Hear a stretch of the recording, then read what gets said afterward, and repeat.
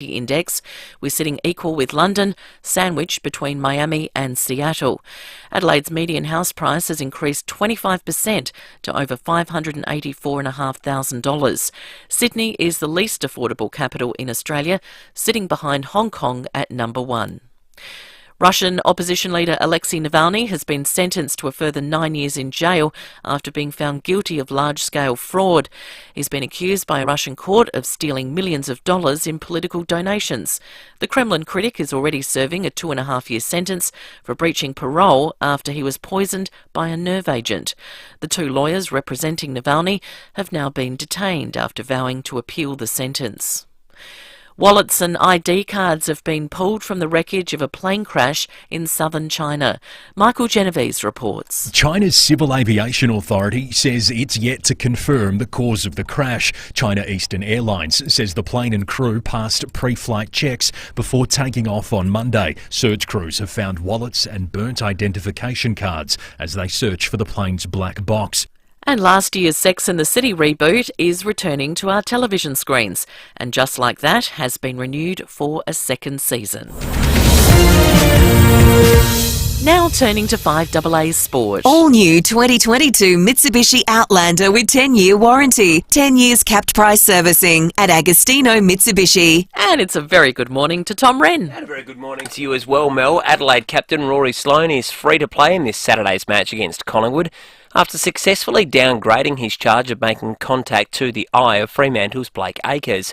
His team successfully argued the contact was careless rather than intentional. Sloane understandably relieved afterwards. Very relieved. It takes up a lot of people's time. Obviously, pretty thankful for the tribunal for just hearing me out. I've always prided myself on going at the ball. Audio there thanks to Channel 9. Meantime, a stunning tribunal decision in the Willie Rioli case last night has shocked the footy world. The tribunal agreed with the match review officer that Rioli made high contact with Matt Rao, but determined he did not engage in rough conduct, throwing out his one-game ban. The AFL could still appeal the verdict, but Brisbane's Mitch Robinson has been unsuccessful in trying to overturn his one-match ban for a bump that left Port Adelaide's Xavier Dersma with a collarbone injury. Let's go to cricket, and Australia has some work to do in the field after day 2 of the third test against Pakistan in Lahore. The Aussies were dismissed for 391, with Alex Carey and Cameron Green both making half-centuries, but falling short of their maiden test tons. In reply, the home side reached 1 for 90 at stumps, Pat Cummins taking the 1 wicket. And Ross Aloisi is set to leave Adelaide United to join a Japanese club. His last game as an assistant coach will be against Melbourne City next week. And that's the FIVEaa Sport. Now the FIVEaa forecast. The Robertson Brothers 1960s variety TV show, Her Majesty's Theatre, Thursday, May 12. Tickets at the venue. Partly cloudy today, we're heading for a top of 22, partly cloudy tomorrow 23, Friday mostly sunny and 24. Right now it's 14 degrees. More news as it happens on FIVEaa. David Penberthy and Will Goodings. FIVEaa Breakfast.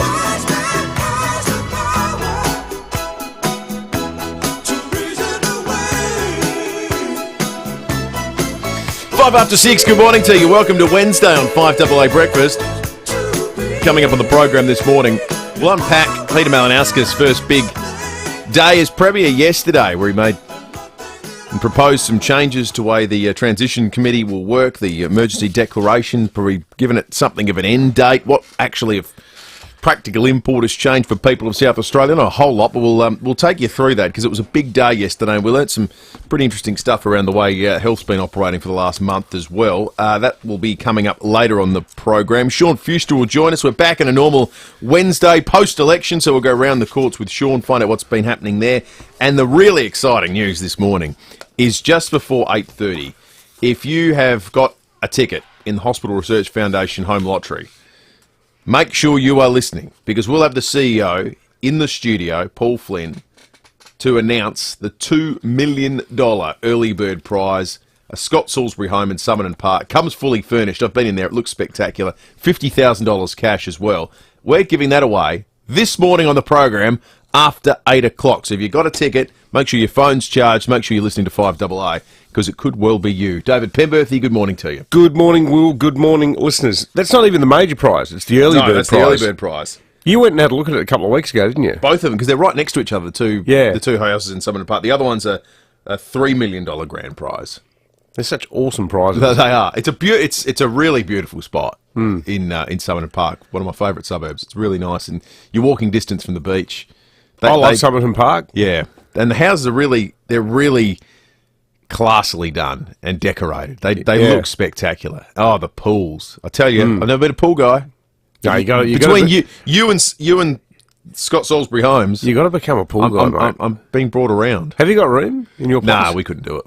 No, that'd have to be another house. Put like a lap pool down the side or anything? I don't think so. Once you factor in, you'd know better than I will. You need like space for the gate. Yeah, you do need the a fencing. No, we just don't have space, unfortunately. We were lucky we had the space, but it is good. There's a lot of different theories about pools. I mean, some people go, they're a drag. They're a lot of maintenance. They're less maintenance than you think. I haven't noticed the power bill's gone up too much yet either. Have you got solar? Yeah. But I reckon with kids, one of the really good things about having a pool is it makes the older kids much more likely to want to hang around. Yeah, and like they want to do stuff with their friends at home. It's like, can have three mates over for a swim? Like, yeah, of course you can. Yeah, that's a good point. Particularly in the teenage years, where naturally kids are, often of the view that they'd sooner do anything than hang around with their friends within the chilling prospect of sight of their really embarrassing father. So the pool can help you get around that phenomenon. I'll tell you what, the election, interesting picking up today's Tiser, and there's a front page story about the Erin Phillips in isolation. I think everyone's had it up to the eyeballs with the election, haven't they? Oh, absolutely. Yeah. We're back done. We're back debating the merits of everyone being isolated. And yeah. I'd be interested to know, though, from people on 8223 or text on the Telstra Matt Barker text line. We got back into figures land a bit yesterday? Well, we did. Because we released I don't know why that information was never made publicly available in the first place. It's a great question. I don't know why. Watching that, and in passing yesterday, we said, talking about the public service shake-ups, which CEOs are going to go. The longer that press conference went on yesterday, the more it looked like one of the final jobs Chris McGowan's going to have as the CEO of the Health Department. Oh, yeah. Well, I think he's a short price favourite, Debbie. But it was excruciating. He shuffled on. Him and the new Premier had a different concept of what caretaker mode means. Well, I don't think he's, with respect to the Chief Executive of Health, I don't think his understanding of caretaker mode is right. Like, you can't enter into contracts and sign agreements and do that kind of stuff. But you can still tell people things. I mean, you can still... yeah, that's right. You'd have to act with a veil of secrecy over the entire thing. What I want to know is there a lady called Ethel in Ethelton, or Clem in Clemzig, who was due to have their hip replaced last Friday after they had a fall, and they got a phone call from SA Health saying the operation will not be conducted today. And then when Elsie says, "Oh, that's terrible news. Why not?" Can't say, it's classified. Caretaker mode. Caretaker mode. All will be revealed after the election. It's ludicrous. It's not what caretaker mode's about at all. Caretaker mode is things like building a new Crows stadium. A new Crows headquarters. Yeah, caretaker mode would be where you couldn't where the government couldn't sign the contract. Well, Labor can't deliver on their hydrogen plan because we've sold off the southeast of the state. Yeah, that's right. There's no land for it. Now part of Victoria. We gave it to Victoria. It's been like you can't make big binding agreements that are going to cause political gain, but you can just announce the reason why elective surgery's been cancelled. I just wonder how many people listened to that yesterday and were perhaps tending towards the end of the argument that said, let's open things up, let's ease the close contact, let's be more in keeping with the eastern states when it gets to our definitions, which is something Peter Malinauskas was clearly keen to pursue. How many people that heard that yesterday went, you know what, I'm happy with cautious.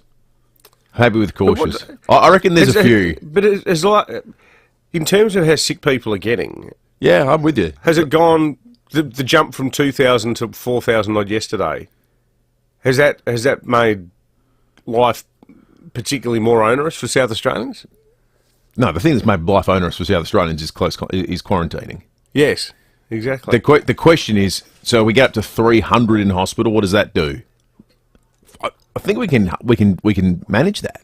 That was, look. Yeah, we've heard. You know what was interesting though, and this is where, when you look at some of those suburb by suburb swings, and I had a couple of libs say to me, "Oh, this whole business is upset with the libs thing is overstated." Well, I don't think that was the case at all on Saturday. I reckon when you look at, like, in the real blue chip Liberal areas, the extent of the swings to the Labor Party there showed that there's a lot of people who are living, very middle class, even upper middle class lives, who were disaffected and disillusioned with the way the government had outsourced so much of its own executive power to Nicola Spurrier and Grant Stevens. And yesterday, the whole vibe of the day was, hey, look who's back, it's the government. I spoke to some really right-wing people yesterday who said, about bloody time this is happening. Yep. And Nicola Spurrier is sitting there in the background. And even with respect, the Commissioner as the implementer, but the whole point is, hey, a whole bunch of people just voted for me to make decisions. Yep. And I'm going to start making them. Yeah, it had that vibe to it, definitely. Ange in Kidman Park's called in. Ange, what are you seeing out there? G'day, but guys, Cheltenham Parade, where the rail crossing is by the cemetery, the road's closed because the boom gates are down, and there's cops there and everything, mate, but it's a nightmare. Bad corner for that to happen, mate. Oh, you can't get out anyway. You can do U-turns, and not many places to go from there.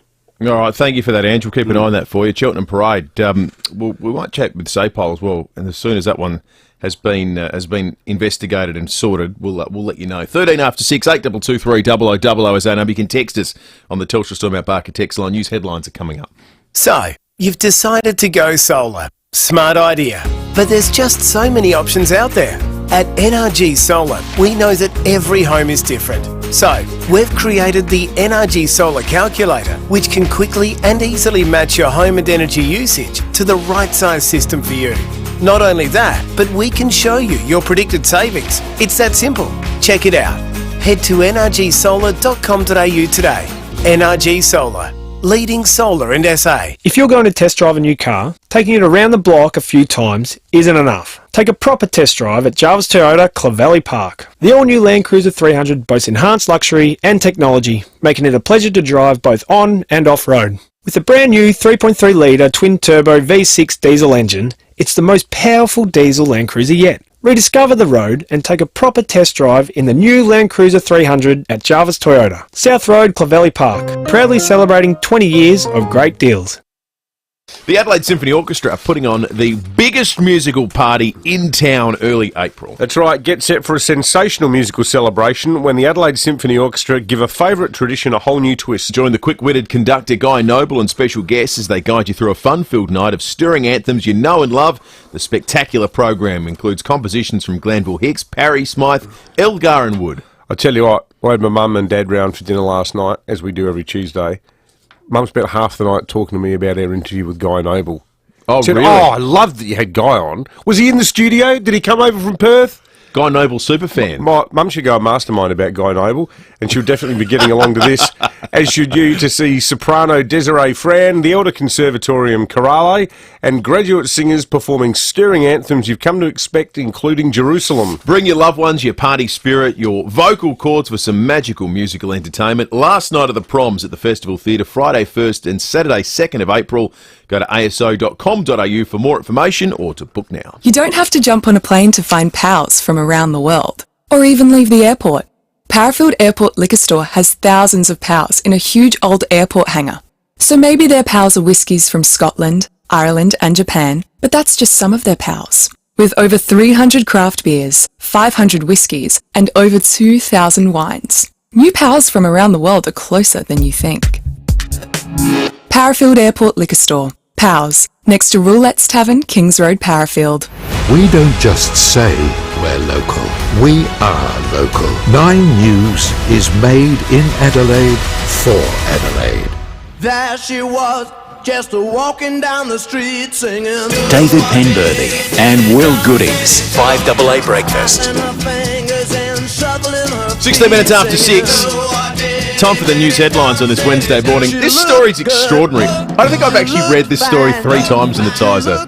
I read it when I was at home, and then I read it again. And I read it again sitting in the studio a moment ago, because every bit of it is just mind-boggling. Adelaide ranks 14th in the latest Global Housing Affordability Index. 14. That's not 14 of 20.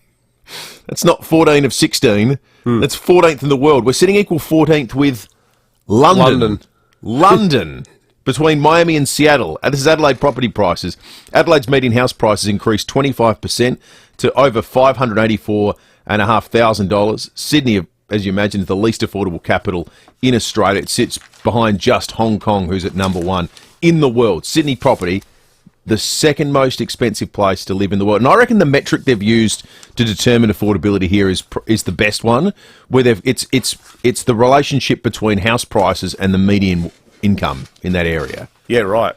And that's the easiest way to talk about it. It's not headline figure. It's what do you get paid to live there? That's interesting. What does your mortgage cost you? Because I was surprised that American cities were in there so much, like San Jose in California. But then I thought, well, maybe that's because San Jose's got a lot of people who are doing, minimum wage type jobs.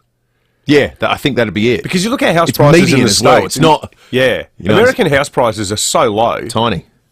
Compared to Australia, particularly in Detroit. Oh, well, do you remember a lot of Australians got stung going, I know, we can capitalise on this property collapse. People always need housing, this great Australian ethos of investment. They bought places in Detroit during the GFC, and then suddenly found there was all the fees and charges and government council rates and stuff, and people got stung. But the other thing about it, though, it's like Detroit is like the Machu Picchu of the 21st century. It is. It's like it is actually a lost civilization. More than a quarter of that city is now completely overgrown. There's a superb documentary about it. Well, it's not a documentary. It's an episode of Anthony Bourdain's Parts Unknown, where he goes to Detroit. But there's this whole part of town that used to be really la-di-da, where everybody had like cottage gardens. And it was all the middle class, the white middle class, they all vanished. Their houses have all been burnt to the ground. But in spring, it's a fascinating thing from a gardening perspective. They call them ghost gardens. All of these cottage gardens just grow up out of the weeds from the houses that people had. Yeah, that's amazing. It's an awesome story. The UN Secretary-General is renewing calls for an end to the war in Ukraine. Antonio Guterres is branding the conflict as morally unacceptable and politically indefensible. He says Ukrainians are enduring a living hell as a result of the Russian invasion. Systematic bombardments that terrorize civilians. The shelling of hospitals, schools, apartment buildings and shelters. And all of it is intensifying, getting more destructive and more unpredictable by the hour. I'm getting rhetoric fatigue on Ukraine. Oh, I was just thinking, mate, you don't need to describe something that we've all seen every night on the news to the point of making us physically sick. Yeah. Bombs raining from the sky. Yeah, great. Yeah, we've seen that. Yep. What's next? That's right. Don't you reckon? That's right. We're surely past the rhetoric stage of... fatigue is a great term. Are you guys aware of how bad things are there? Yeah, we are. You're the guy that's meant to do something about it. Oh, they're pathetic, aren't You're not the play-by-play guy. You're on the field, mate. Yeah, exactly. But it's like special comments from the United Nations. Yeah, that's right. As opposed to, okay, what are we doing? It's half-time, we're 10 goals down. Yeah, that's right. Doesn't seem to be going well. Well... Have some words of beauty. Yeah. The Department of Foreign Affairs says no Australians were on board a plane which crashed in China's south. All 132 people on board. The Boeing 737-800 have been killed. The airline has confirmed there were no foreigners on the flight. The tax office will undergo a major IT upgrade in a bid to reduce red tape for small to medium-sized businesses. It's part of a suite of measures to be announced in next Tuesday's budget, including changes to the way pay-as-you-go instalments are calculated. The measures will kick in from next financial year, giving businesses a $2 billion cash flow boost to spend on other priorities. I think that can only be good news, so long as it works. Obviously, IT upgrades, everyone sends a shiver up everyone's spine. Did you notice that some of the election sweeteners are coming out? And I say, did you notice? Because they're not yet about South Australia. No. But the big the Queens $5.4 billion worth of dams going to be constructed in Queensland.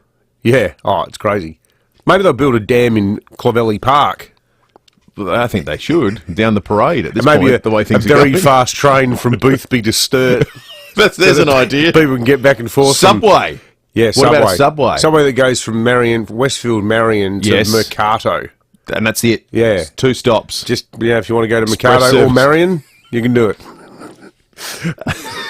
After more than 4 decades, baking has ended for the Rhineland bakery chain. Oh, this is sad. Yeah, the company's closed its 7 stores after succumbing to ongoing challenges of COVID-19. About 65 staff are affected by the closure, including its central baking site in Hindmarsh. German immigrant Helmut Feiter opened the first Rhineland bakery in Hindmarsh in 1981, specialising in German cakes, pastries and bread, and I guess capitalising too on the proud German heritage that we've got in South Australia. Das ist nicht good, no good whatsoever. I hate sweets, but I absolutely love, and everyone calls it bee sting, but I think in German it's called Bernstick. It's that sort of toffee-topped, flat, sort of Swiss roll type cake with all the almonds on top, and it's all caramelised and crisp, and it's filled with the honey-flavoured custard. Bee sting. Oh, right. They make a superb bee sting. Back me up, folks. People would know what I'm talking about. Yeah, hang on. Sam's with me. Sam is with me. They sell it. A lot of the bakeries in the Barossa, like Lindock Bakery, which is a cracking bakery. Harndorf Bakery sells it as well. Oh, right. Whenever I go to a German bakery, I'm laser focused on getting just German cake. I love that stuff. Oh, with all the crumble on it. Oh my god. And all the cinnamon in that's it. all I see. That's all. I couldn't tell you anything else they have in those stores. Oh, mate, get into the bee sting. Bienenstick. It's a lot of custard. Oh, it's less custardy than you think. Okay. Trust me, like I'm so not a sweet tooth, but there's something about it. I know. The balance Makes of the me wonder. flavour. Yeah, I don't eat heaps of it. In fact, when I have it, I have a slice that's probably 3 centimetres wide, because it comes in a slab and you cut off whatever you want. But it is, I reckon it's one of the great cakes. Very sad news, 65 staff. Yeah, it is, really sad. Top of 22 today. That's the cool changes here, and it's a cool couple of days. Just 13 it'll be overnight tonight. Actually, let's have a look what it is right now. 13.8 degrees in Adelaide at the moment. That's as cool as I can remember it being at this time of the morning for a long time. You're flanning on. You're double layered. Yeah, I've got 2 layers on. That's a commitment to warmth. In fact, how embarrassing, mate. We've done it again. We're Same both wearing t-shirt. exactly the same T-shirt. Glad you threw something over the top to make us, people can tell us apart. 23 Pathetic. tomorrow. Why does this happen all the time? 24 on Friday. Warms up for the weekend, though. 28 on Saturday. 30 now on Sunday before cooling back down at the start of next week. 24 Monday and 24 on Tuesday. The 7-seat Isuzu MUX. Exquisite styling, exceptional tech, and when it's time to get off the beaten track, it's exhilarating.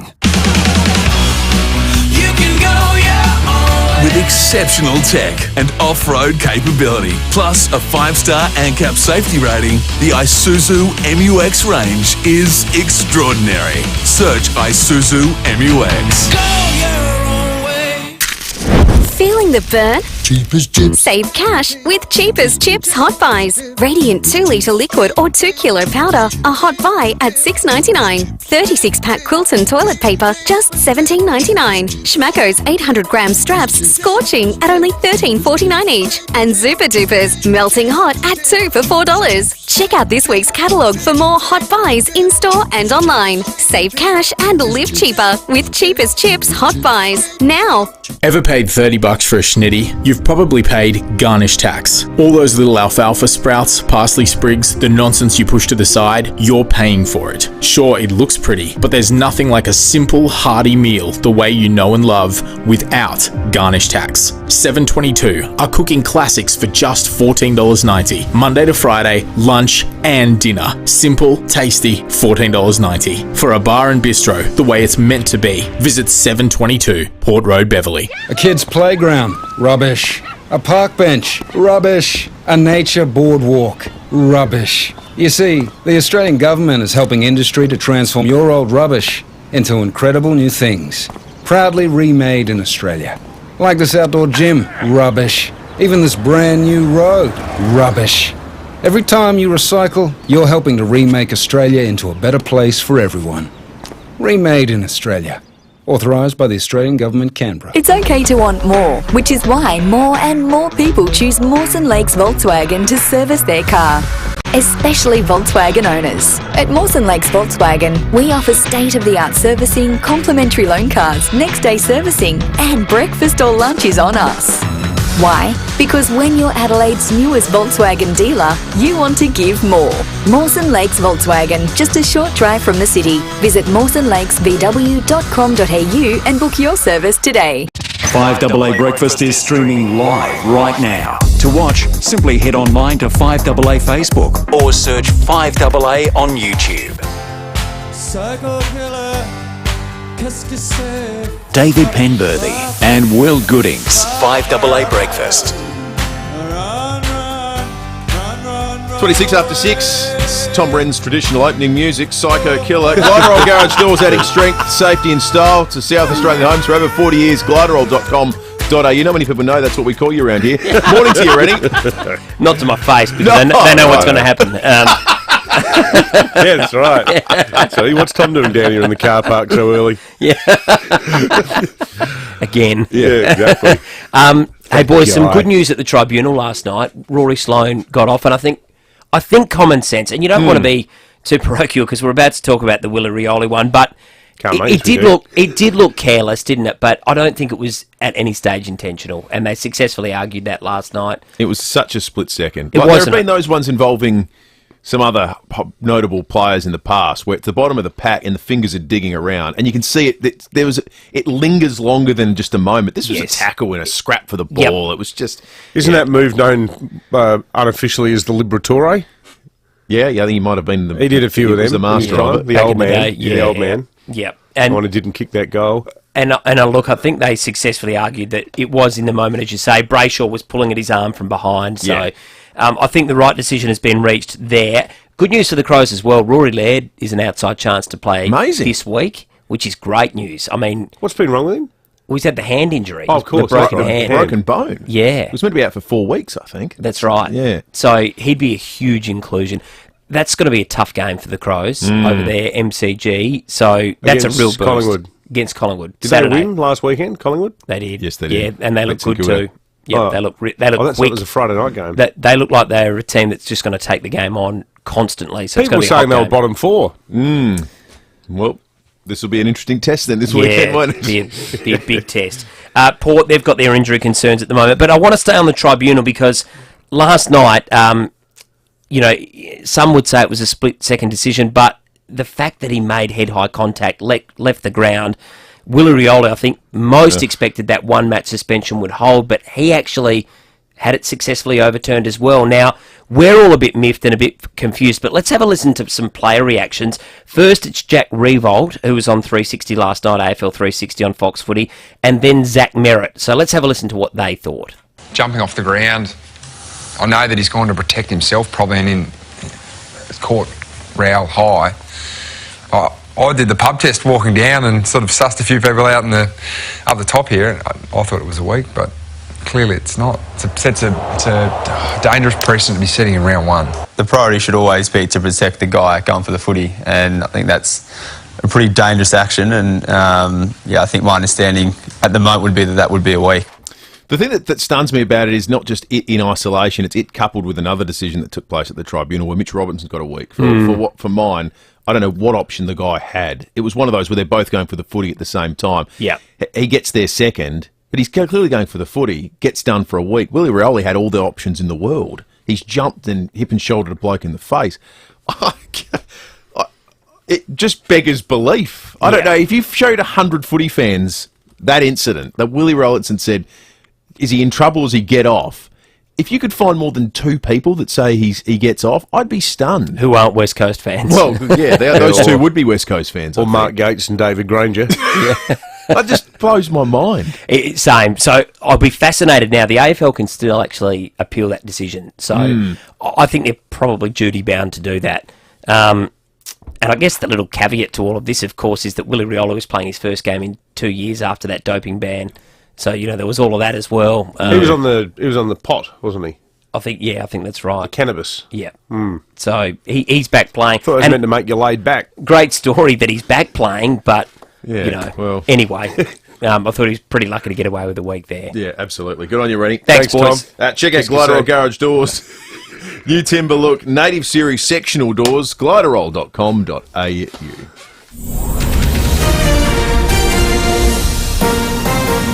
This is Adelaide's 5AA. Partly cloudy, 22 today with the 6:30 news. I'm Mel Usher. Had a bingle driving to work? Contact premierpanel.com.au. RAA approved crash repairer. South Australians not yet boosted are being urged to take up the third dose of the COVID vaccine. There was a slight rise in cases yesterday with 3,686. New modelling shows infections will peak around 8,000 a day in April.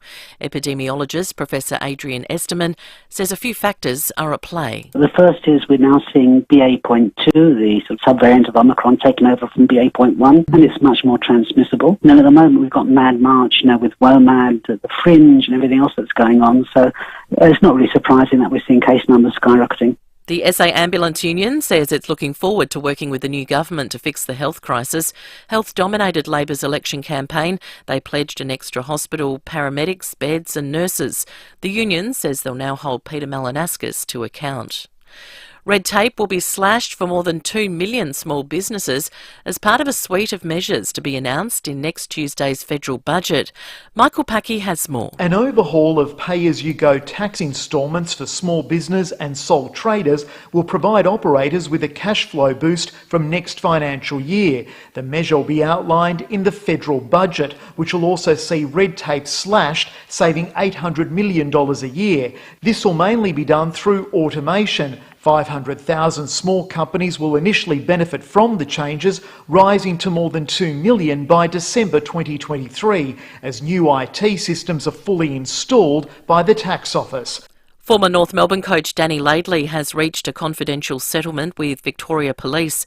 Ms Laidley launched a civil suit in May last year, claiming police acted with malice and exposed her to humiliation by leaking images of her in custody. The Department of Foreign Affairs says no Australians were on board a plane which crashed in China's south on Monday night. All 132 people on board the Boeing 737-800 have been killed. The airline has confirmed there were no foreigners on the flight. Ukraine's president says his nation is on the verge of making it through Russia's assault on his country. In his latest appeal to the international community, Volodymyr Zelensky has asked his Italian counterpart to place more sanctions on Russia. Correspondent Brett McLeod says Ukraine could be on the brink of surviving the war. They think they're going to be okay, like they're going to get through the worst of this. And there is some argument that perhaps they already have. Yes, Russia is continuing to send these massive weapons bombarding buildings, but it hasn't really advanced in days now anywhere significantly. And if Ukraine can just hold out, Russia might simply exhaust its own supplies and its own troops. And Kenneth Branagh is in doubt for next week's Oscars after contracting COVID. His movie Belfast has 7 nominations. He's already missed several shows on the awards calendar due to the virus. Now turning to 5AA Sport. All new 2022 Mitsubishi Outlander with 10-year warranty. 10 years capped price servicing at Agostino Mitsubishi. And it's over to Tom Wren. Thank you, Mel. Port Adelaide is hopeful a few of its star players will be okay to play in this weekend's clash against Hawthorn at Adelaide Oval. Xavier Dersma and Robbie Gray and Connor Rosie are no certainties after a tough and bruising match against Brisbane. Darcy Byrne-Jones telling Rowie they're always difficult matches. Obviously, we came off with a few injuries, but whenever you go up and play Brisbane, they've got some tough inside mids and some really tough forwards. So you always expect a pretty brutal game, and that's what we got. Aliir definitely won't be available after having surgery on his ankle, meaning he'll be ruled out for up to 6 weeks. Meantime, Richmond veteran Jack Riewoldt has told AFL 360 it's too early to say if he'll be right to play after having surgery on Friday night to repair the fractured thumb he suffered in round 1. I've got a plate and 6 screws, so a bit unfortunate. But I was trying to spoil the ball and then copped it on the end of the thumb, and my thumb sort of shifted back a little bit. They worry about infection and all that sort of stuff, so we'll find out more once this gigantic cast comes off. Meantime, some good news for the Adelaide Crows, with Rory Sloane free to play against Collingwood on Saturday after having his one-match ban overturned. And in some cricket to finish, Pakistan has reached 1 for 90 at stumps on day 2 of the 3rd test in Lahore. That's in reply to Australia's total of 391. Cameron Green made 79, while Alex Carey made 67. And that's the 5AA Sport. Now the 5AA forecast. The Robertson Brothers 1960s variety TV show, Her Majesty's Theatre, Thursday, May 12. Tickets at the venue. A top of 22 today and partly cloudy again tomorrow 23, Friday mostly sunny and 24. Right now it's 14 degrees. More news as it happens on 5AA. David Penberthy and Will Goodings, 5AA Breakfast. To love somebody, to love somebody. 24 to 7, couple of things to keep an eye out for on roads this morning. We'll get our first official traffic update shortly. We've had a couple already. Call from Ange earlier about the boom gates being stuck down on Cheltenham Parade, causing some issues there because you have to do a U-turn. There's no other way through the area at the moment. Police were on the scene. We'll catch up with SAPOL in a moment. But also, Chris from Mawson Lakes tells us there's a crash between a car and a motorbike Main North Road at Medindi that's causing some issues as well. We'll get more info from all that for you in just a few moments' time. Lots of texts on the Telstra Storm Out Barker text line in the first half hour. Tell you what, inspired by the sad news that the Rhineland Bakery is closing its doors. It's a pretty new bakery by South Australian standards. It only started in 1981. You think about a lot of the other ones like, Orange Spot and so forth have been around for a long time. But I tell you what, it's certainly won people's hearts. And my suggestion that the Bernstick or bee sting might be the best cake ever invented. A lot of love for it on the old Telstra Storm Out Barker text line. Marcus says bee sting is amazing, and Christine loves it too. Christine from Lobethal. She says, I call it bee sting cake. Great text here from Trevor. Good morning, gents. I've been living in Victoria for the last couple of weeks. What's this thing called COVID that you're talking about? Life is pretty normal here, and COVID management is seen as an individual responsibility. It seems that many people in South Australia are still stuck in paranoia. Remove restrictions and people will adjust. Good on you, Trevor. Thank you for that. The one caveat to that, and I spoke about it having been in Sydney 2 weeks ago, where it was illuminating being in a place that seemed to have forgotten that COVID had ever existed, is that the people's anxiety in South Australia is being backed up by SA Health and now even the new Premier saying, well, our health system's not up to it. Well, I'd like to hear from Adelaide Crows fans. I thought, I might be reading too much into this, but I thought for round one, at home, a winnable game. Yep. With so many rookies on debut, and I'll tell you what, seeing Rochelle play in that third quarter, not that I've seen the game yet, I've only heard it on 5AA. Oh, it's a better way to digest it. Hearing it. Yeah. I actually think that's kind of true. It's like, did you like the book or the movie? The book's always better than the movie. Who needs visuals? I don't even know why they bother televising football. Anyway, so what was the attendance? 28,000? 28. Yeah. That is pathetic. Yep. That is a pathetic attendance for round one on a day when there was not a cloud in the sky, beautiful, warm, autumnal day. I would be, and I say this with no judgment, are there older members of the Adelaide Football Club who don't want to go to games because they're worried about COVID? Yeah. Let us know if you're in that cohort or if there's some other reason too. 8223 or text us on the Telstra Storm Out Barker text line 044808 1395. Similarly, if you worked at or a patron of the Rhineland bakeries, as we mentioned, very sad story that they're all closing down. This was an awful story, and I can't believe it's been 5 years ago since this transpired in London. Hello, we have interrupted our usual programmes this afternoon with some breaking news. There's been a serious incident outside the Houses of Parliament. This is the scene right now in Westminster. The Commons leader David Lidington tells MPs a police officer has been stabbed, an alleged assailant shot by armed police. We will be back with the latest at 6:15. March 22, 2017, so today, but London time. Khalid Masood, a 52-year-old Briton, drove a car into pedestrians on the south side of the Westminster Bridge and Bridge Street. Do you remember that? I reckon we were on the air. I reckon we were on the air. We were often on the air. Yeah. We're on the air for the Ariana Grande bombing. Yeah, that tended to happen if it was in the UK at around this time. 50 people got injured, 4 people were killed. The car was then crashed into a fence on Palace grounds where a police officer was stabbed and ultimately the assailant was shot. This was 2017. So 5 years ago in one sense feels like, I can't believe it's been 5 years. But on the other hand, when you were talking about Ariana Grande and how many of these things seem to happen while we're on the air. This was in a period where it wasn't uncommon for us to come in and go, oh, there's been a terror attack. I can remember a period after the... And that part feels a long time ago. Because there was France, there was Germany. Charlie Hebdo, yeah. There was one in one of the Scandinavian countries. Yep. First thing I did every morning, and we used to talk about it, was, has there been a terror attack? Yeah. So that part of it feels like a long time ago. Yeah. Then 3 years ago, pre-COVID, it was the first thing we'd do every morning was I'd wake up and check my phone to look at Twitter to see what Donald Trump had said overnight. Yes. Daily rituals. Then it became what the rules were for living. Yeah, that's right. Are we allowed to leave the house today? How far do I have to sit away from Will? That's a good way of charting the experience of the last 5 years, isn't it? It certainly is in an international sense. Yeah. Yeah. Shane in Brooklyn Park's called in. Morning to you, Shane. Yeah, g'day lads. Love the show. I went to the game on Sunday, and so did both my boys. It's all, to me, it's due to the time slot during summer, and let's face it, it was a putrid day. I sat in the Eastern stand, and I was that uncomfortable. I felt for the guys out in the field. I thought somebody would pass out. It was that hot.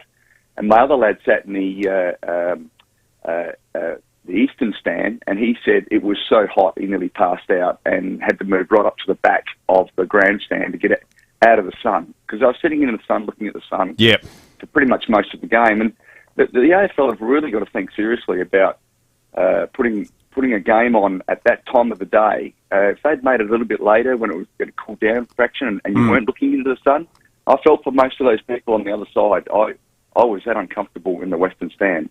And I do it. I think you contribute COVID to it as well. There's definitely the older people. They've been able to sit at home and watch the games. And why would you bother trying to go to a game where you have to wear a mask and go through all the rigmarole?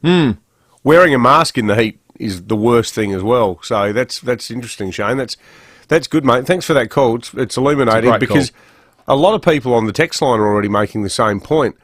Diane says, Dave, do you know how hot it was sitting in the sun at the footy on Sunday? It was more than hot. It could have been the reason people didn't go.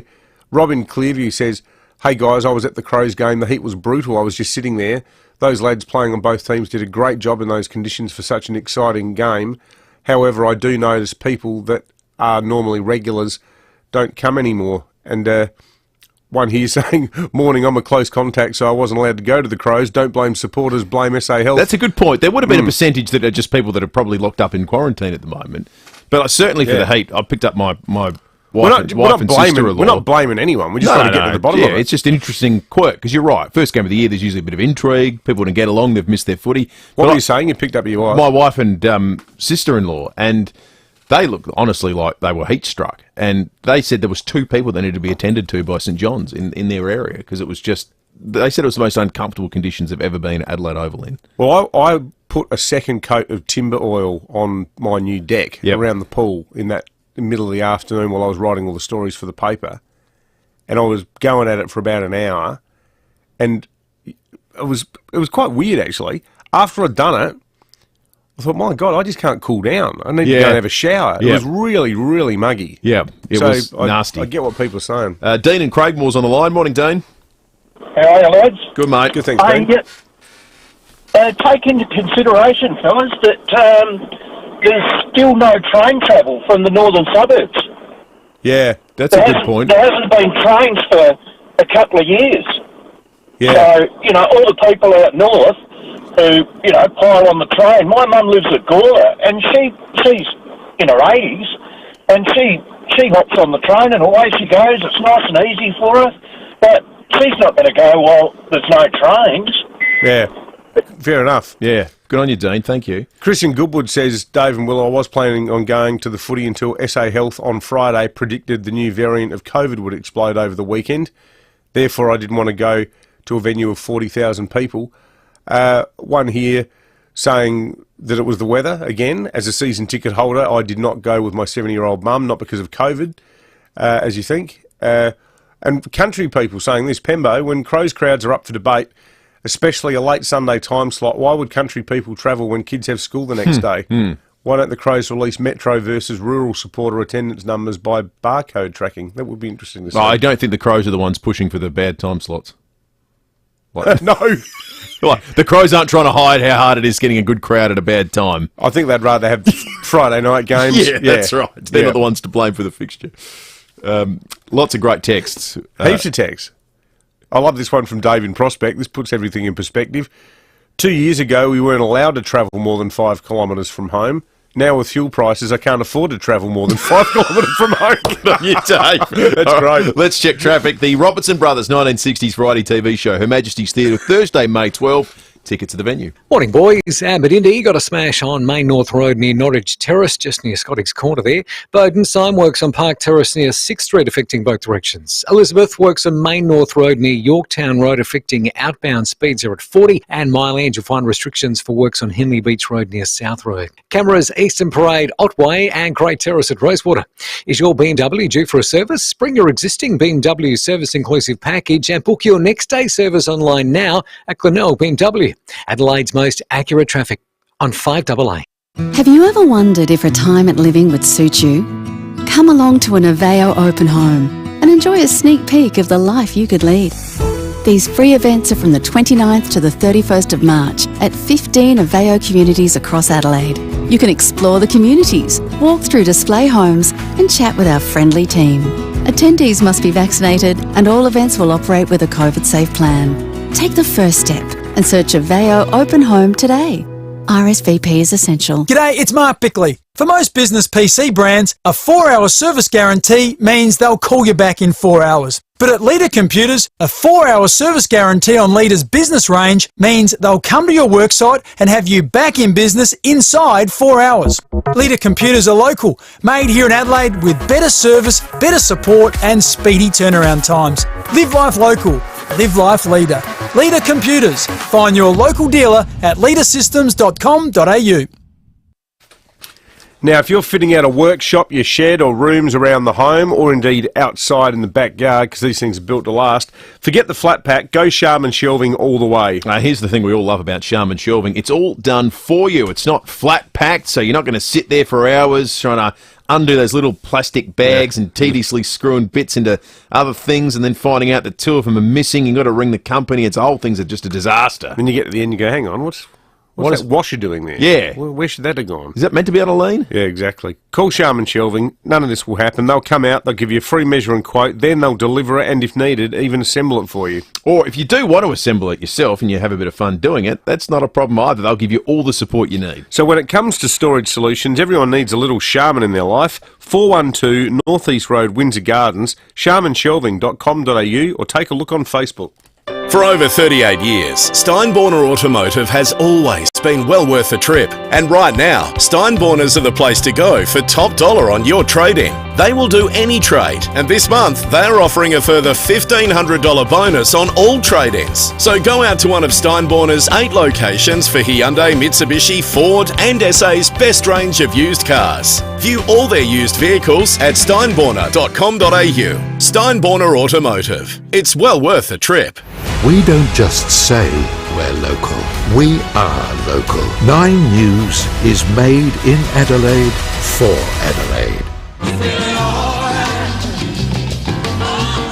David Penberthy and Will Goodings. 5AA Breakfast.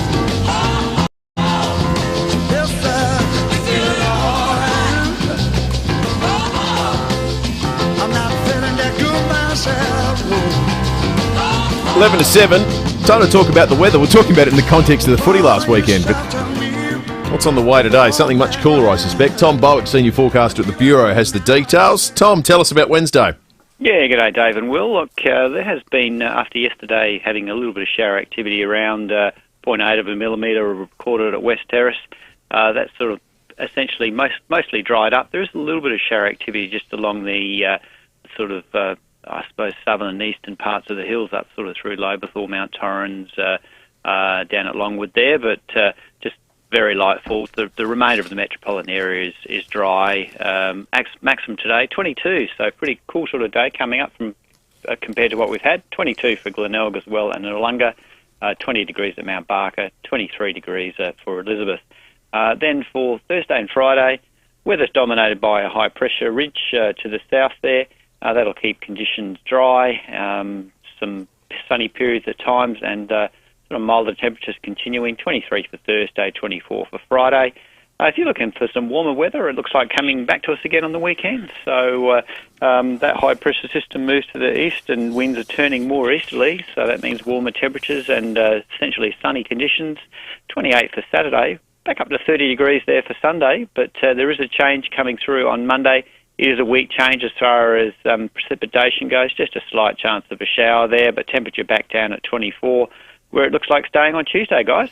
Good on you, Tom. Thank you for that. Tom Bullock, Senior Forecaster at the Weather Bureau. Senior Constable Rebecca Stokes from SAPOL is on the line. Rebecca, we got a call from Angie earlier telling us about the Cheltenham Crossing incident. What have you guys seen there? Yes, so we had reports of barriers down and lights flashing at Cheltenham Parade at Woodville. There were no trains coming through, and police attended about 6 a.m, and repairs were already underway. The gates were all fixed before 6:30, so hopefully that crossing should be working fine now. But, if there are any other problems, then please give us a call. But, it should be up and running. Rebecca, a bloke's been arrested at Seaford after he broke into a veterinary clinic. Wonder what he was after. Yeah. Well, it sounds like he just smashed the window. It doesn't sound like he actually gained entry, but obviously that was our first thought as well. We were called to Commercial Road Seaford just before 2:30 a.m. by reports a window had been smashed at a veterinary clinic. It's quite a small hole in the door, in the window of the door, and drops of blood at the scene, but it didn't appear that any entry had been gained to the vet clinic. At the same time, police received information about a man with a laceration to his hand at a nearby hotel.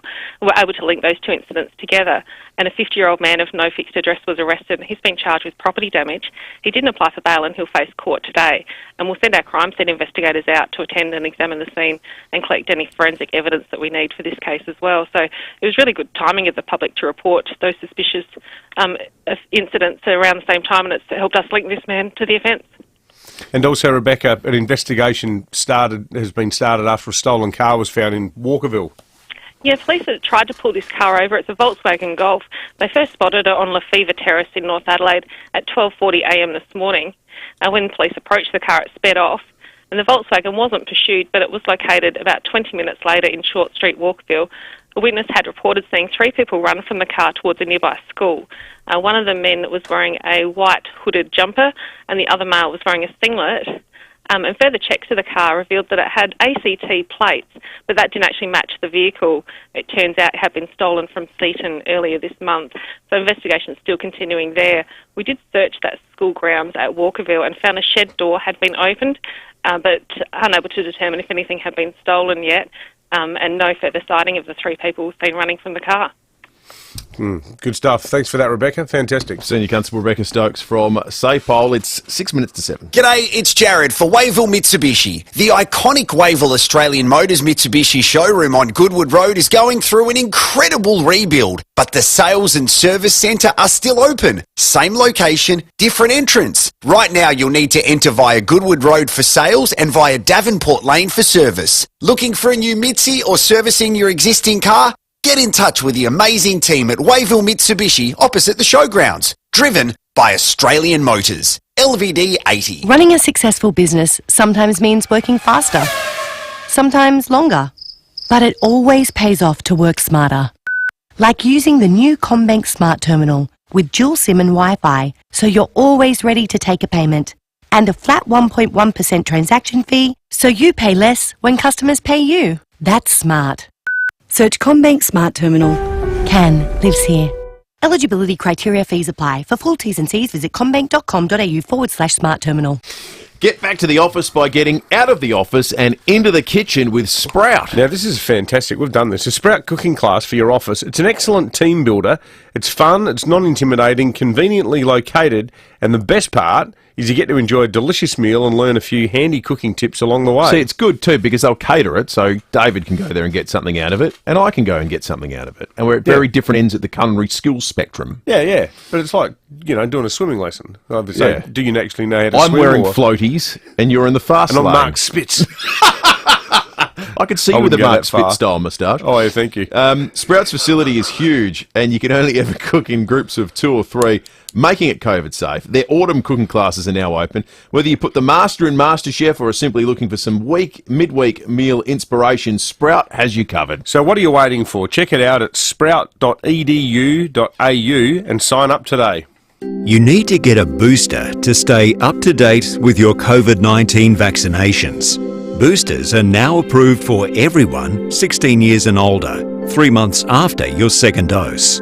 Boosters increase your protection against becoming very sick or dying from COVID-19 and are available through your GP, pharmacist or other healthcare professional. Book your booster at australia.gov.au. Authorised by the Australian Government, Canberra. 5AA Breakfast is streaming live right now. To watch, simply head online to 5AA Facebook or search 5AA on YouTube. David Penberthy and Will Goodings. 5AA Breakfast.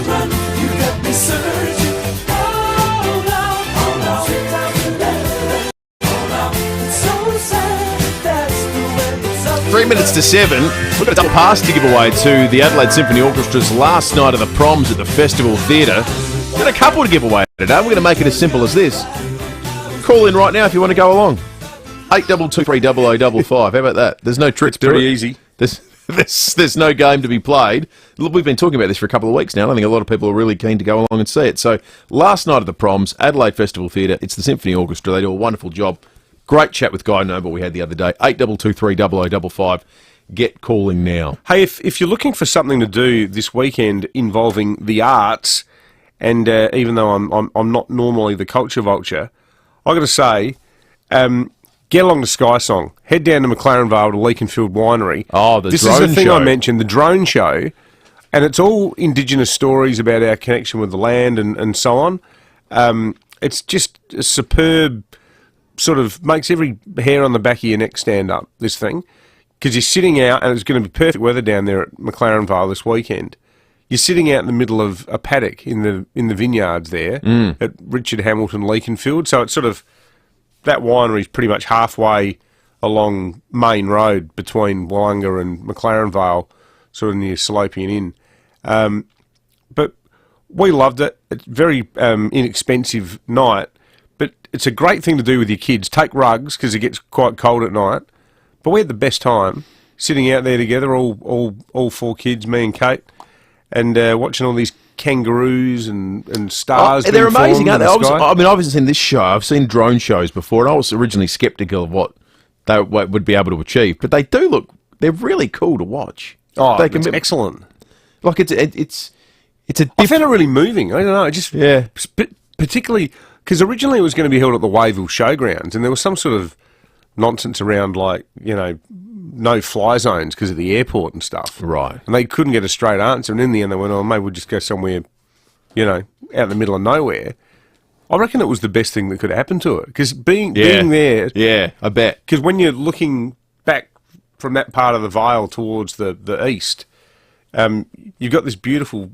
sort of view of the sort of bottom end of the Mount Lofty Ranges. It's terrific. Yeah, it sounds spectacular. Hey, congrats to David in Aberfoyle Park. David, you have won tickets to last night of the Proms. First time this morning. We'll give away some more a little bit later as well. Another double. Each is a double, and we'll give it away a little bit later in the show. Coming up to the 7 o'clock news, we'll take you through some of the developing stories of the morning in just a moment, and then the return of Sean Fuster as we go around the courts after 7:30. And a reminder, if you have tickets in the Hospital Research Foundation Home Lottery and you're eligible for the early bird prize, tune in, because we are on the program this morning giving away a house. We're giving away a house. An actual house. A whole full house.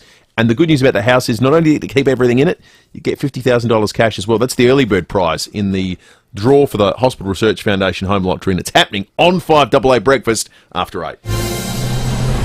Online, on DAB Digital Radio, and on 1395 AM. Talking Adelaide. This is Adelaide's 5AA. Partly cloudy, 22 today with the 7 o'clock news. I'm Mel Usher. Had a bingle driving to work? Contact Premier Panel Services at premierpanel.com.au. South Australians are being warned a sharp rise in COVID case numbers is on the way. New modelling shows infections will peak above 8,000 a day in April. Epidemiologist Professor Adrian Esterman says getting a booster shot provides the best protection. There is now very strong evidence that getting your booster protects you against infection from Omicron. So your first 2 doses give you very little protection against infection from Omicron, but your booster gives you about 70% protection. SA recorded 3,686 infections yesterday and another 4 deaths. 165 people are in hospital, 11 in ICU and 2 on ventilators. And the challenges of COVID-19 have claimed another local business. Rhineland Bakery has called in the liquidators after more than 4 decades. The closure of all 7 outlets will affect around 65 people. Ukrainian officials are standing firm in the face of ongoing Russian bombardment. Correspondent Mark Burrows is in Kiev. The chief advisor to President Zelensky is saying the war could be over in 2 to 3 weeks. It's something echoed by the president himself in an address to the Italian parliament. He says that Ukraine is on the brink of surviving the war. US President Joe Biden says Russia now has its back up against the wall. However, the shelling continues in the east. A psychiatric hospital in the town of Mykolaiv was bombed, 50 patients taken to safety just before the shells hit. And those fleeing the besieged city of Mariupol are saying as they enter checkpoints out of the town, Russian soldiers are firing on their convoys. Business leaders say immediate funding for type 1 diabetes could save millions of dollars down the track. The corporate kingpins are spearheading a campaign by the world's largest non-profit funder of type 1 diabetes research, JDRF. They want $100 million in the budget for insulin pumps and glucose monitors for people who can't afford them. A new report has unlocked more information about why nuts can improve your heart health. Brady Evans has the story. A team from the University of Wollongong has reviewed more than 180 studies from around the world, concluding eating nuts can significantly reduce levels of bad cholesterol. The researchers say this is due to their unique nutritional profile. They contain large amounts of unsaturated fats, are high in protein, and also have a range of other vitamins and minerals which are considered to be cardioprotective. Only 2% of Australians eat the recommended serving of nuts a day. Tickets to Ed Sheeran's 2023 Australian Tour go on sale through Ticketek this afternoon. He'll play Adelaide Oval March 7 next year. The box office will open at 4 p.m. And Wills and Kate have arrived in Jamaica as their Caribbean tour continues. Now turning to FIVEaa Sport. All new 2022 Mitsubishi Outlander with 10-year warranty, 10 years capped price servicing at Agostino Mitsubishi. And it's over to Tom Wren. Thank you, Mel. Some great news for Adelaide with captain Rory Sloane free to play in Saturday's match against Collingwood after successfully arguing contact he made to the eye of Fremantle's Blake Acres was reckless rather than intentional. Sloane has been fined $2,000 for the incident. Some further good news for the Crows with reigning best and fairest winner Rory Laird a chance to play against the Pies. Head of High Performance Darren Burgess telling the club's website he's tracking well. So Rory's been running really well. Obviously one of the advantages of having a hand injury is you can still run, so he's pushing for selection this week. Yeah, great stuff. To cricket, and a 135-run partnership between Cameron Green and Alex Carey has helped Australia to a strong position on day 2 of the 3rd test against Pakistan in Lahore. The Aussies made 391 with Green making 79 while Carey chipped in with 67. Green says the whole tour has been a steep learning curve. Yeah, the main learning curve is trying to get used to batting on leg stump. Feeling comfortable with that, and then obviously with the spin bowls, how you play them, and the ball kicks a bit lower and turns a bit more. So, yeah, that's been a really good trip for learning, I guess. Meantime, the Aussie women have made it 6 from 6 at the Women's World Cup in New Zealand following a 5-wicket win against South Africa in their one-dayer in Wellington. Well, there's doubt over whether Ben Simmons will appear for the Brooklyn Nets this NBA season after revelations he's got a herniated disc in his back. Rafael Nadal will be out of action for up to 6 weeks with a stress fracture of a rib. And in some boxing news, former AFL player Barry Hall takes on Sonny Bill Williams. That's in tonight's heavyweight boxing bout in Sydney.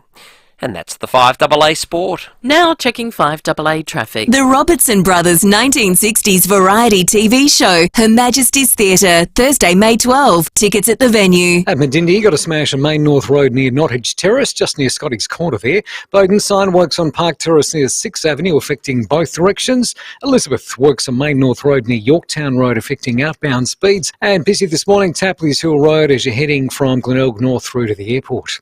Cameras today, Commercial Road, Moana, Grants Gully Road, Clarendon and Henley Beach Road at Mile End. Experience an Oporto Bondi burger meal for just $9.90 today. Fresh Portuguese grilled chicken breast burger with chips and a drink for a limited time only at Oporto. Adelaide's most accurate traffic on 5AA. Now the 5AA forecast. The Robertson Brothers 1960s variety TV show, Her Majesty's Theatre, Thursday, May 12. Tickets at the venue. Partly cloudy, 22 today, partly cloudy tomorrow, 23. Mostly sunny on Friday, up to 24. Right now it's 14 degrees. More news as it happens on 5AA. Baby, what a big surprise. David Penberthy and Will Goodings. 5AA Breakfast. 6 after 7, we'll go around the courts with Sean Fuster after 7:30. John Black coming up before the end of this hour, and also in the next 20 minutes we're going to give away $100 worth of free fuel. Thanks, David and Will. Thanks to the great people at McGain. Thanks, McGain. You've done it again. Thanks, McGain. You've done it again. And I think Will and I have done it again. Have so we? We can claim credit for that, giving away a tank of petrol. I would have thought. It was our idea. The very wording was your idea. Yeah. It was headline worthy. We thought, what's a good prize for our beloved listeners at the moment? Yep. And with petrol sitting at $2.25 a litre. Big thanks to John in Glengarry. I really didn't think this through. He texted saying, hey, perhaps I missed something, Dave, but if you're getting too hot when applying the second coat of oil to your timber decking, why don't you just jump in the pool to cool down? There you go. Didn't really think that through. There's a thought. The option was standing there right in front of me. Thanks, John. You're an ideas man, as opposed to me. 7 after 7. Yesterday, Peter Malinowski's first major press conference as Premier, not one just to announce his existence, but one to start the process of undertaking what he's promised. And part of that is being a Premier committed to leading. It's a reflection of what can be achieved through active leadership from a Premier wanting to make a difference, but also active leadership from the public service thinking about the options that a new Premier may have. The subject matter yesterday was all about health, but less about adding capacity, nurses or fixing ramping. It was about the state government's response to COVID and the reasons why there are inconsistencies between the rules in South Australia and those in other places in Australia. He made the point to us on the program soon after being announced as Premier that was one of his first order of business, telling South Australians why the rules here were different. And as we predicted on the program yesterday, it's because of the very reason he was campaigning. Health system is under strain. The reason why we have tough restrictions is because our hospital system is under extraordinary strain. I've been formally advised by the Chief Executive Officer of Health that last week was one of the toughest weeks that South Australia has ever experienced in respect to hospital pressure. There is a lot of demand on hospital capacity at the moment.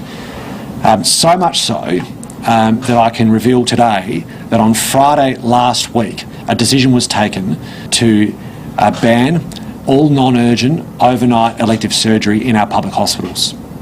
So things are so bad in our public hospital system that the elective surgeries that were put back on are being cancelled again. And this is where things got a little bit interesting yesterday. Then you had the Chief Executive of Health, Chris McGowan, explaining why that happened and no one knew about it. You'll ask the question why I didn't make that more known to the public. Throughout caretaker mode, I took a policy of minimising any controversial announcements, period. So, and be that right, be that wrong, that's the position I took as a public servant in caretaker mode. Yeah, be that wrong, I suspect, because that's not what caretaker mode's all about. And Peter Malinowskis, I think, is of a similar view. Caretaker conventions and principles affect an action of the government that could inform what happens for the next government. So the incumbent government, in this case the Marshall government, if it makes a decision that will have implications for a potential future government, they have an obligation to engage with the alternate government about what that will mean. Caretaker obligations don't speak to the communication from the Chief Executive Health in respect of the elective surgery ban. That was extraordinary, wasn't it? well, it's a bit of a polite public upbraiding for the health CEO there, but just to pick up on the language that he used, to describe not telling anybody that elective surgery had been cancelled, like across the state last Friday, he says, not making it more known to the public. It wasn't known to the public at all.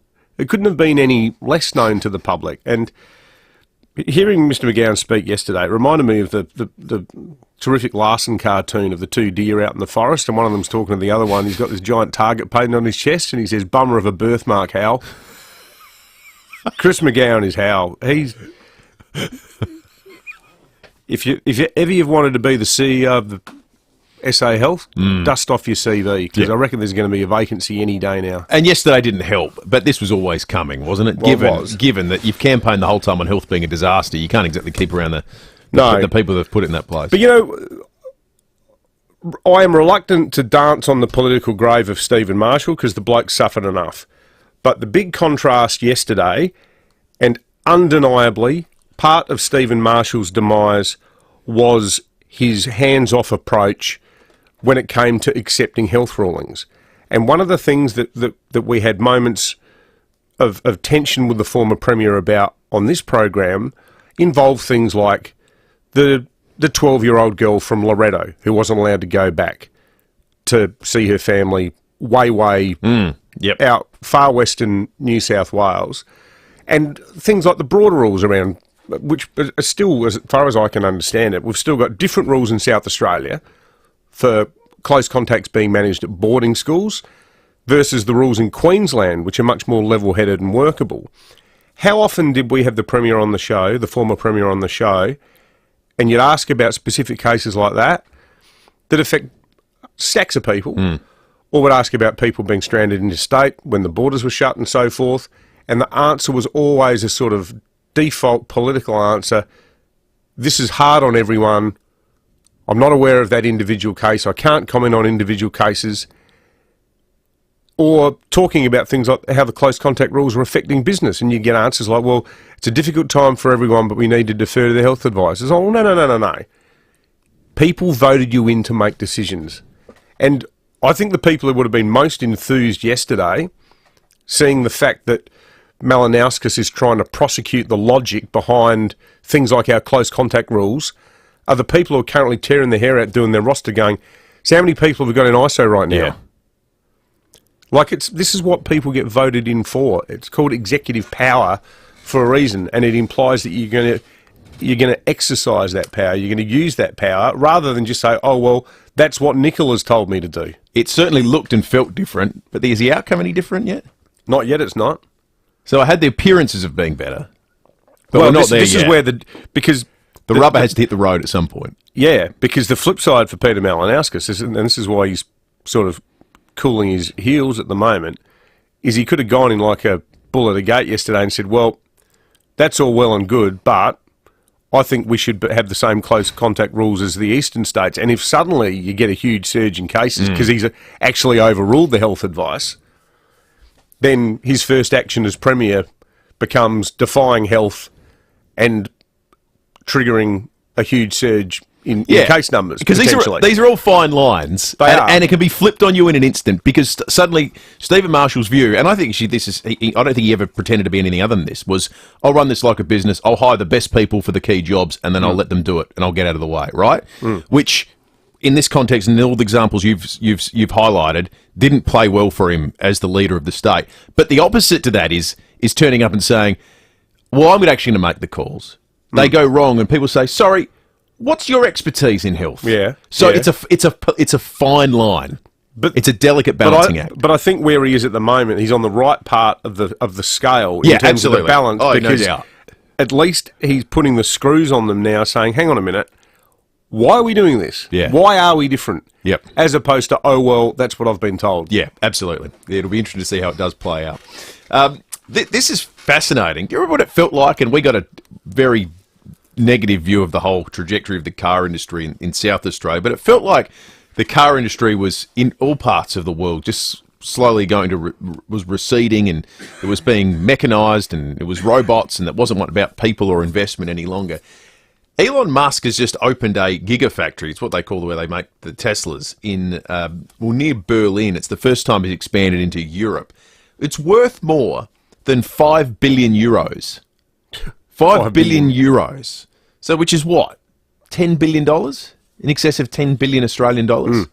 One factory that makes cars. It's going to make 500,000 electric cars every year. He's going to hire some 12,000 people. 3,000 have already been hired. It is a massive development. I'm incredibly excited to hand over the first production cars from our incredible team here at Giga Berlin Brandenburg. This is a great day for the factory. And just to show that some environment protesters will never be satisfied, there were protesters out front of the opening of the factory because they had to knock down some trees to build it. Seriously? I wish I was joking. Some Well, trees and water use, and they were going to use water. There's going to be a lot of water use at the plant. You know, got to break a few eggs to make an electric car. These damn electric cars are killing the environment. Apparently, as it turns out. Excellent. Have you heard of the KFC that's going to be doing fine dining in Australia? This in Sydney. It's not a KFC, but it's a KFC-inspired promotion whereby they're putting together a fine dining menu at a secret location over a series of nights in Sydney. What? It's an actual KFC restaurant. Well, it's. So you can have a zinger burger with foie gras. Oh no, I'll take you through the menu and some of the menu items in a moment. A bespoke 11-course degustation menu incorporating KFC ingredients over 3 nights at a secret location in Sydney in April. 20,000 people are on the waiting list for this. Don't know what they're going to eat. They don't know where they're going to go to do it. It's a big promotion. It's got a lot of attention. In fact, even right back in the United States. Here's Jimmy Fallon on his talk show. KFC Australia is launching an 11-course fine dining menu with a wine pairing. Yeah, most fine dining meals don't come with a spork. You know that? $75 per head. There'll be sittings at 5 p.m. and 8:30 p.m. It's all for a good cause. So KFC are donating all of the profits to their charity partners, the Black Dog Institute, Reach Out Australia, and White Lion. But I know you'd be intrigued by the menu, David. The most normal things are they incorporate the KFC product, like supercharged wings, but they're cooked over a bed of charcoal, and popcorn chicken paired with celeriac soup and mushroom gnocchi and basil. Popcorn chicken. I reckon I was watching the KFC ad last night with that woman with all the mascara running, walking around the party, eating straight out of one of those, big buckets of chicken. Yep. The I Don't Care ad. Brilliant. Oh, it's an ad for its times. Like the entire premise of it is, we know that's what the Heart Foundation says, and we know that's what the sugar people say. But you know what? I'm going to have a 3-piece feed and an original Pepsi. None of this zero stuff. None of this Pepsi Max nonsense. Yep. And I might stuff the bread roll directly into the pot of potato and gravy. Yeah, that's the way to do it. And just smush all of that down. And actually, no, 3 pieces isn't enough. And I might get an extra one. Did somebody say KFC? Shut up and take my money. They are brilliant advertising campaigns. I love the whole tone of it. It's almost like a political call to arms. It's about defiance. Absolutely. I'm eating it. I don't care. Are there any other, what's the fast foods, junk foods, or let's say non-traditional degustation inspirations that people would like to put together? Like, could you put together a Macca's degustation, or could you put together a Bakery on O'Connell degustation meal?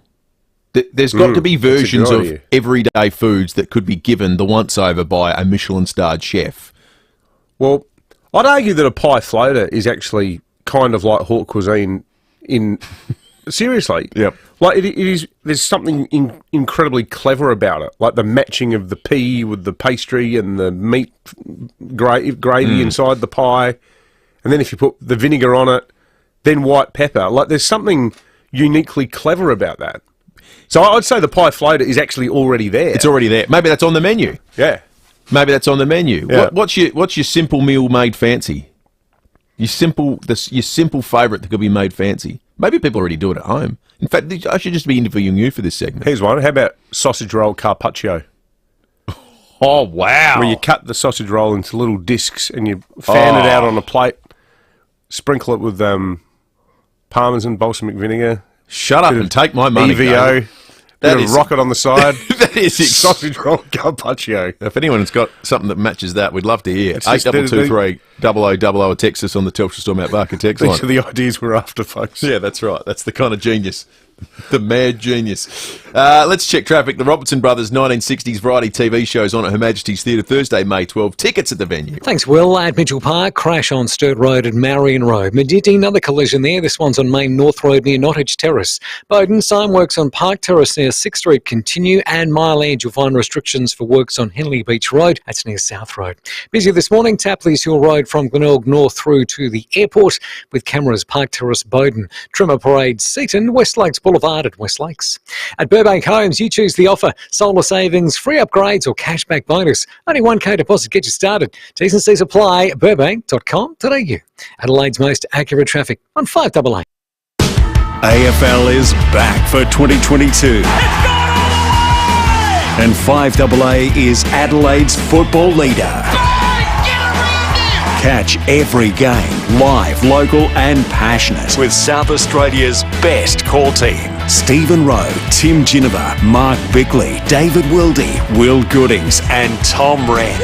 That's a brilliant goal. Adelaide's best local AFL coverage in 2022 is 5AA football. Just imagine living mortgage-free in beachside luxury. Well, you could be if you get tickets in the Hospital Research Foundation Home Lottery by midnight tomorrow. Next week, you could be collecting the keys to your fully furnished Scott Salisbury home in Somerton Park that also comes with $500,000. This is your last chance. The absolute final deadline is midnight tomorrow. Get your tickets now at homelottery.com.au. Licence M141133. Were you a fan of The Seekers? Frankie Valli and the Four Seasons? Neil Sedaka, the Everly Brothers, or the Bee Gees? Well, don't miss the Robertson Brothers Variety Show. It's a live 1960s variety TV show with special guest Simon Brooke McLaughlin from the Jersey Boys. The Robertson Brothers Variety Show. Tickets on sale now. Her Majesty's Theatre, Thursday, May 12. Tickets at the venue. Hello, I'm Lynn Andrews.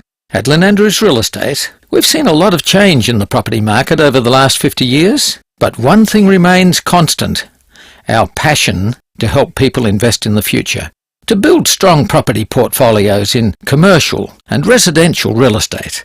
Our commitment to property investment over the years means we have a wealth of knowledge to share with you. We are here to help. Visit lynnandrews.com.au.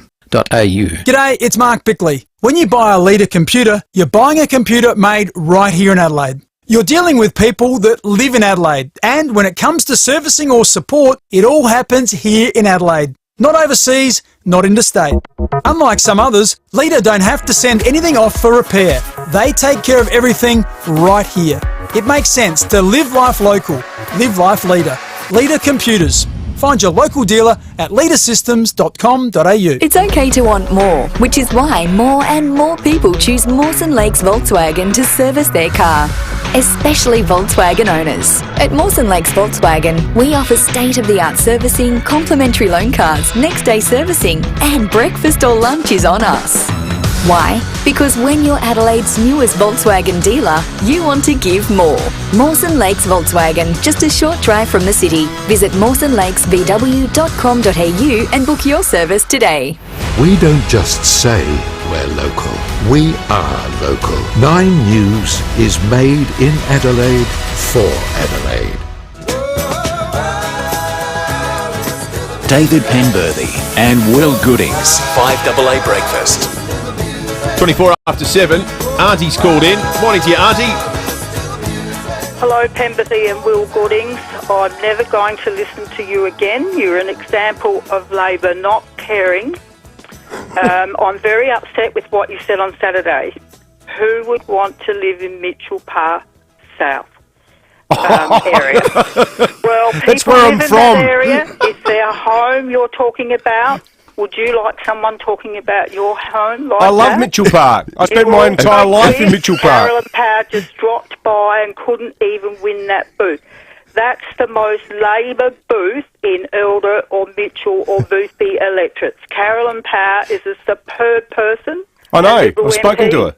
This election was stolen from the Libs on 2 points. Recount. I'm disgusted with the union for denigrating the ambulance staff and admin, taking photos of empty ambulances and tagging it, ramping and scaring people.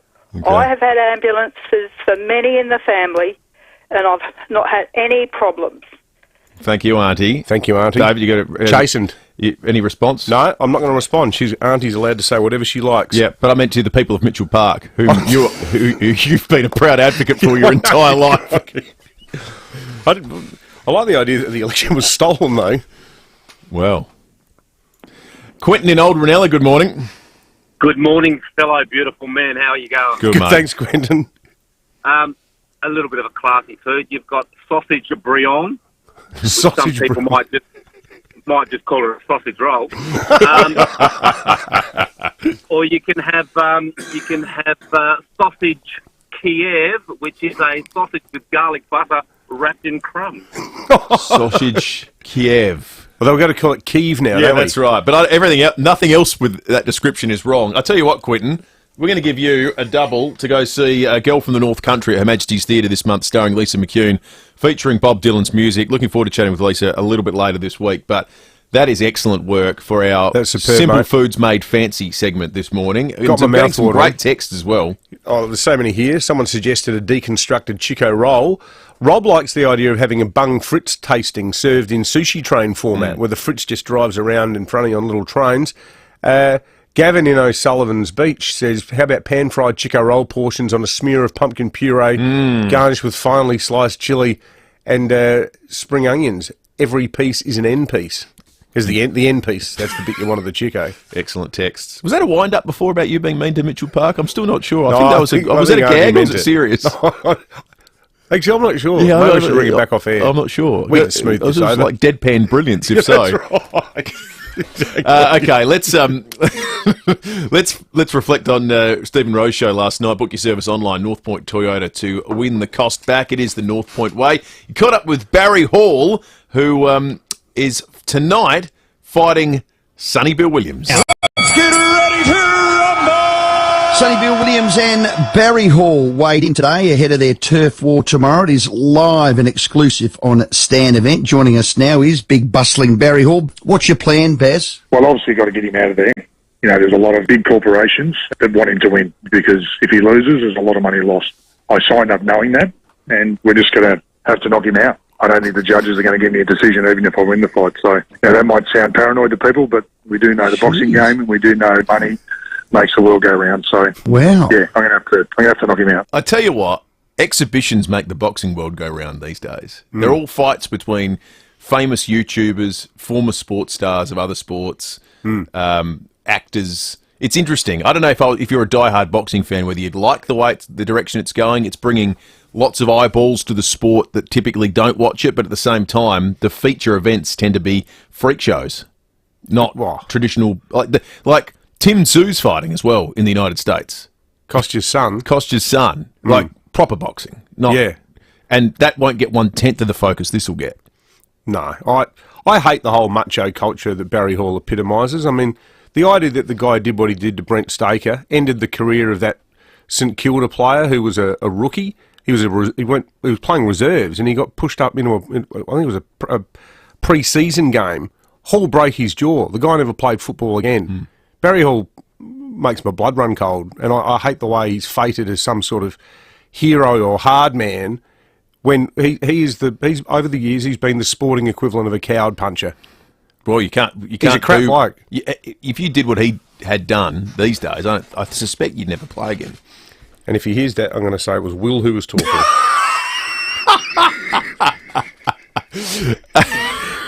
I think he said some rude things about Mitchell Park. He's a big defender of Mitchell Park. You might be in real strife. Book your service online, North Point Toyota, to win the cost back. It is the North Point way. Every day, they tell you their news is local. And every day, they bring you news made in Sydney. Watch the news you can trust. Adelaide 7 News, made right here, mornings, afternoons, and 6 p.m. every night. If you want to feel great about the milk you pour in your tea and coffee, over your cereal, or in your smoothie, make sure it's from the FIVEaa Milk Company. Because it's a great feeling buying from people who love SA as much as you do. 3 words make all the difference. FIVEaa Milk Company.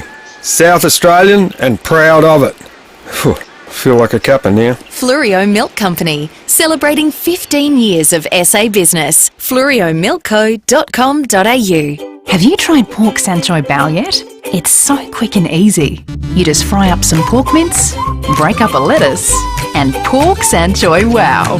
For more dinner winners, just visit pork.com.au and get some pork on your fork. Introducing the bold Renault Koleos Black Edition, featuring gloss black exterior styling, blacked out 19-inch alloy wheels, roof rails and more, from just $42,000 drive away. Visit your local dealer to test drive today. Renault. If you want to build a new home, something that reflects you and your lifestyle, speak with Beechwood Homes. And just so you know, they won't try and sell you a house plan. In fact, there's no house plans until you tell them what you want. So go for it. Start thinking of all the possibilities, or get in touch with Beechwood Homes for a few thought starters. Life's good. It's even better in a Beechwood home. For inspiration, visit the stunning Beechwood Homes display home in Blackwood Park. 5AA Breakfast is streaming live right now. To watch, simply head online to 5AA Facebook or search 5AA on YouTube. This is Adelaide's 5AA. Partly cloudy, 22 today with the 7:30 news. I'm Mel Usher. Had a bingle driving to work? Contact premierpanel.com.au. RAA approved crash repairer. Well, the vote counting is continuing in several seats following Saturday's election. There were a large number of postal, pre-poll and absentee votes. Stephen Marshall's seat of Dunstan is still undecided. The counting of two-party preferred votes has the former Premier just 11 votes behind Labor's Cressida O'Hanlon. The SA Ambulance Union says it's looking forward to working with the new government to fix the health crisis. Health dominated Labor's election campaign, pledging an extra hospital beds, paramedics and nurses. The union's Rob Leaney says they will hold Peter Malinauskas to account. In the immediate term, we will be meeting with them and other health unions to look at what can be done, what is the capacity we can free up, both in ambulance and in hospitals, to do some immediate fixes while we wait for those resources to come online, because there is an immediate need. There is still risk out there in the community. A man's been arrested after allegedly smashing a window at Seaford overnight. Senior Constable Rebecca Stokes says police were called to a vet clinic on Commercial Road just before 2:30am. There was quite a small hole in the window of the door and drops of blood at the scene, but it didn't appear that any entry had been gained to the vet clinic. At the same time, police received information about a man with a laceration to his head at a nearby hotel. We were able to link those two incidents together, and a 50-year-old man of no fixed address was arrested. He's been charged with property damage. There's a good reason people are finding it harder to break into the local property market. Adelaide ranks at number 14 in the latest Global Housing Affordability Index. We're sitting equal with London, sandwiched between Miami and Seattle. Adelaide's median house price has increased 25% to over $584,500. Sydney is the least affordable capital in Australia, sitting behind Hong Kong at number 1.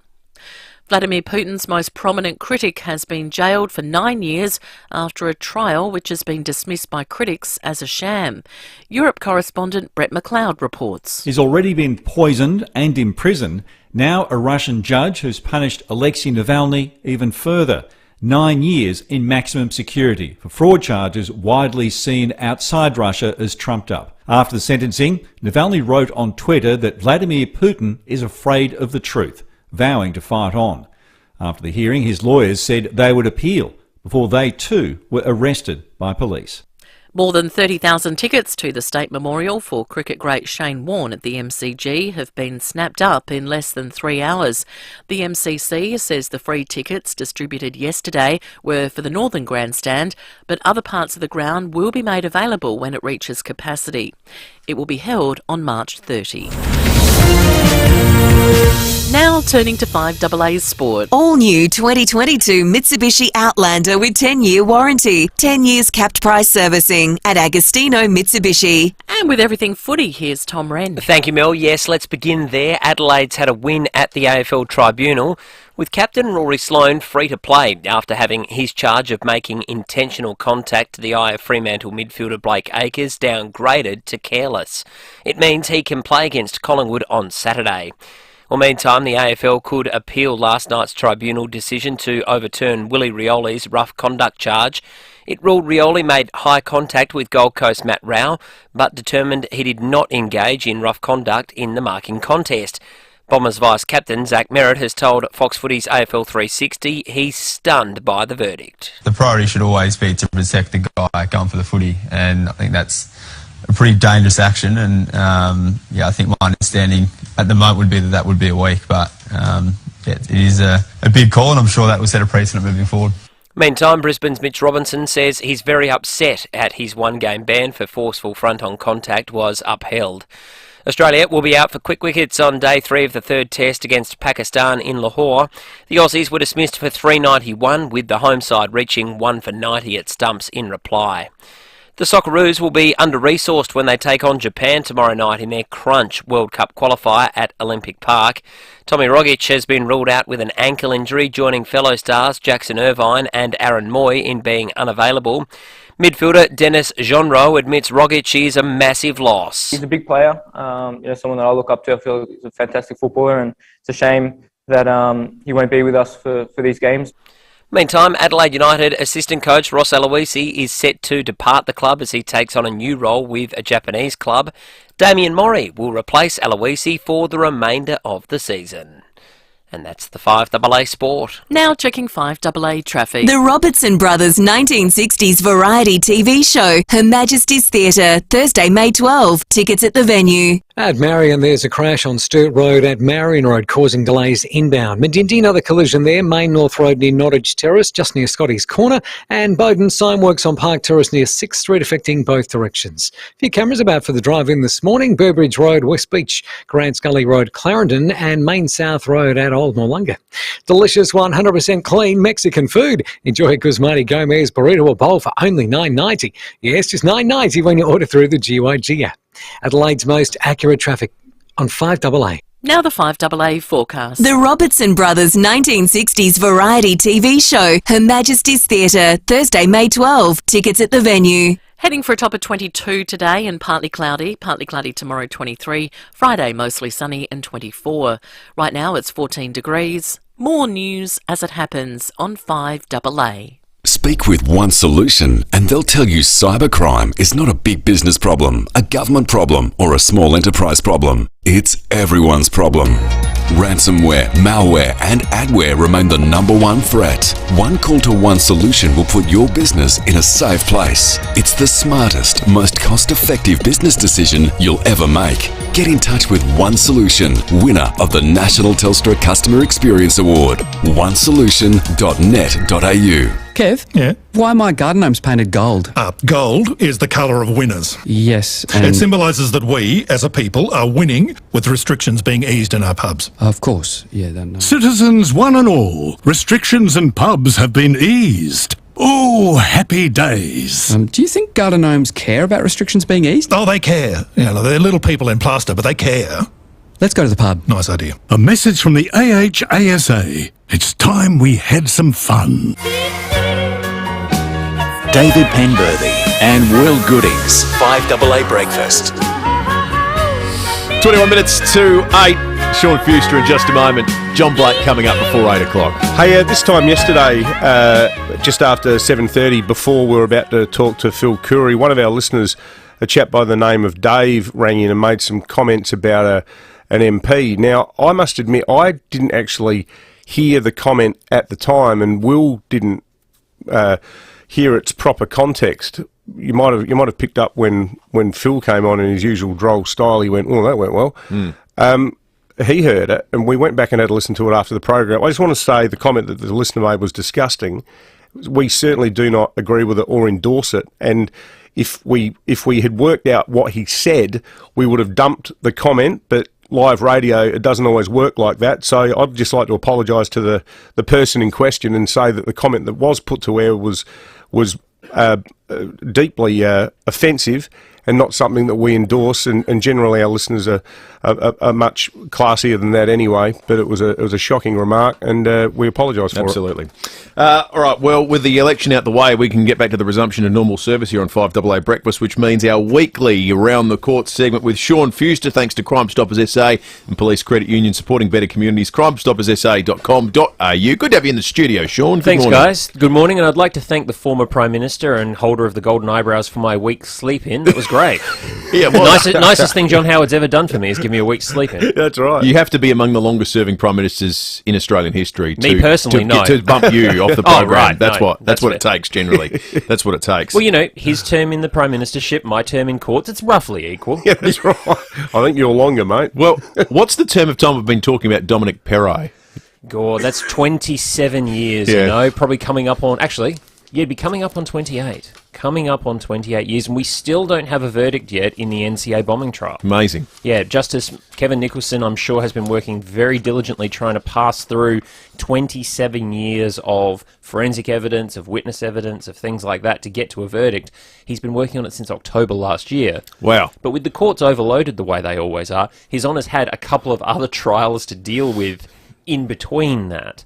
So originally it was hoped there would be a verdict sort of early this year. I'm thinking it can't be too far away, but that doesn't mean we haven't had a dose of Dominic Perrottet in the courts just recently. Yeah, so what's he done? Spat. At a police officer? At a police officer. This is an incident in the Adelaide Remand Centre. The allegation was that Perrottet had been assaulted in prison by another prisoner. This was reported to SAPOL. SAPOL sent 2 officers to the prison to say... Presumably to kind of help him. Like to ask him if he wanted to make a statement. Yeah, you know, you've been snotted in prison apparently. We want to know if you want to make a statement. Perrottet had told prison staff he didn't want to make a statement. According to the police officers, they walked into the cell. Perrottet was lying on his side facing away from them. They said, "Hey, Dominic, do you want to talk to us about this?" He rolled over or leaned over, spat on one of their jackets, and rolled back and went back to sleep. Now, he got charged with assault. The defence said, look, can you prove beyond reasonable doubt this happened? Because nobody photographed the glob of spit. Nobody took DNA swabs from it. Nobody did anything evidentiary-wise to it. There's no CCTV. You spend 4 years in law school and you end up representing that bloke on that charge. Crikey. There's no CCTV footage of the incident, nothing like that. It's a he said, she said spitting incident. He spat, she spat? Yeah. Yeah. Yeah. It's all about the spittle. It's all about the spittle. Right. So, was he found guilty? He was found guilty. The magistrate came back and said, I'm satisfied beyond reasonable doubt that things happened exactly the way that the prosecution alleged, exactly the way that the witnesses described. He said there's no forensic disadvantage to Perrottet from the lack of DNA analysis or CCTV. And he said, and at the end of the day, there's no contest. This was interesting. He said there's no contest over the evidence because Mr. Perrottet chose not to give evidence. Now, that's the point that sends my alarm bells up. You have the right to not give evidence in a trial. The prosecution has to make the case, don't they? Has to make the case beyond reasonable doubt. And in fact, you might remember that in one of the versions of Dancy, the fact that Peter X. Dancy wasn't going to take the stand and the judge questioned that actually caused a mistrial. Yes. They had to start again. Yeah. So the fact that this magistrate's come back and said, well, Perrottet didn't give evidence, therefore there's no contest over the evidence, wouldn't you say that everything the defence counsel was putting is the contest over the evidence? So while this has resulted in a conviction and sentencing submissions will be next week, I think you'll see this one in the Court of Appeal pretty quickly. Is that so? Ultimately, the weight of evidence was what? 2 eyewitness accounts. 2 eyewitness accounts. Yeah, that's right. okay. No CCTV, no photographs, no nothing. How do you sentence a bloke who's already in jail, though? Interesting question. My understanding is what happens is your security rating in jail changes. So you might be moved to a slightly more severe wing, or you lose some privileges. Lose some privileges. Technically, the time gets mathematically added on to whatever you're in there for. Perret's currently serving a 7-year term for drug trafficking. Of course, he's on remand, technically on imprisoned bail for the alleged murder charges and the attempted murder charges in the NCA bombing. Now, this is going to be added on to the drug sentence. If there's a conviction or convictions in the NCA bombing, there's going to be one heck of a mathematical exercise for Justice Nicholson to sort of merge all these things together. Suppression's been the big topic of conversation on Just Lawful. I heard we've wrapped up on the footy call on Sunday, and you'll be on again 7 o'clock this Sunday night after the footy. pretty intriguing little suppression case to talk about in the youth court earlier this week. This was weird. So last Friday, you all might remember, Saturday actually, I apologise, Saturday, SAPOL announced quite proudly that on Friday night they'd arrested a 15-year-old and charged him with manufacturing explosives and possessing documents necessary for a terrorist act. They talked about the fact that he was 15, they talked about the fact he was from South Plympton, that they'd arrested him, that there was no threat to the public, wouldn't talk about whether it was connected to any other terrorist event. We don't know which category of terror he's in, crazy white guy, Islamicist. None of that, none of that. That's everything they reported. So it all came to court in the youth court on Monday, and the prosecution stood up and said, Your Honour, we'd like a suppression order. Well, says the magistrate, you get a suppression order automatically, it's a youth. The media can't say a lot. No, Your Honour, we want everything about the case suppressed, including the charges. I stood up and said, Your Honour, on Saturday they were promoting this. It's all over the internet, on SAPOL's own website, let alone in the media coverage. They're asking for a suppression on what they've already publicly released. And the prosecutor said, yes, that's right. Why? Well, they weren't prepared to say. And the magistrate said, well, how can you not be prepared to tell me? Well, we'll give you a confidential affidavit. Well, how's the media supposed to argue the suppression order? They won't be able to, Your Honour. Do we read into that some of this, what might have been, what will be alleged or what was being alleged might not stand up? I think it might go the other way. There's the one thing they did say was there's too early for me to say that word. There is a sensitivity to the investigation in its ongoing state. Right. That's all that they would say. And that's all that we officially know. I'm not going to tell you on air what I know off the record. Yeah, okay. But I know officially that that's as much as we can say. So I stood up and argued and said, Your Honour, I understand there may be sensitivities going forward, but how can you possibly retroactively suppress what we've already talked about? Which, interesting, as you say, is what we've been talking about on Just Lawful lately. Hey, what's the process by which you stand up in court and say that? Do you sort of put your hand up like you're back in primary school and wait until the teacher sees you, or how do you do it? No, I just stand up. Yeah, right. Yeah, under Section 69A of the Evidence Act, the media has a right to be heard. There are some magistrates and judges who will look at you in the eyes and sort of nod and say, I know you're going to want to talk in a minute. There are some that will say, is there anyone in the media who wishes to speak? And there are some that will simply barrel through and make suppression orders unless you stop them. Right. So my practice is the minute somebody starts talking about suppression, I just shoot straight up and stand there and wait to be acknowledged. Oh, that's good. What a process. Yeah, it's amazing. Standing 6'5" and having a bald head, it means, get the sort of lighthouse effect. At least you stand out a bit, yeah. You've been covering courts for a long time. We were talking earlier about, how much the world's changed in the last 5 years. It's 5 years today since the terror attack at Westminster on the bridge. Yeah. And we were saying it around that time in history, it felt like we would come in almost every other day, there'd be a terror attack to report on. Young kids being charged with terrorism offences, or people in South Australia, how new a phenomenon is that?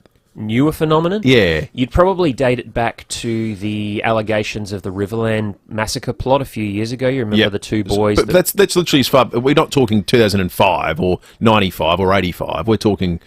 Look, 2015. Not on the surface level, but you could argue that whomever is responsible for the NCA bombing, not saying it's Dominic Perret, that's for the judge to decide, but whomever is responsible, you could argue, and I have said, that's the first ever domestic terrorist attack in South Australian history. Because someone has built a bomb, sent it through the mail to blow up a law enforcement office in the middle of the CBD.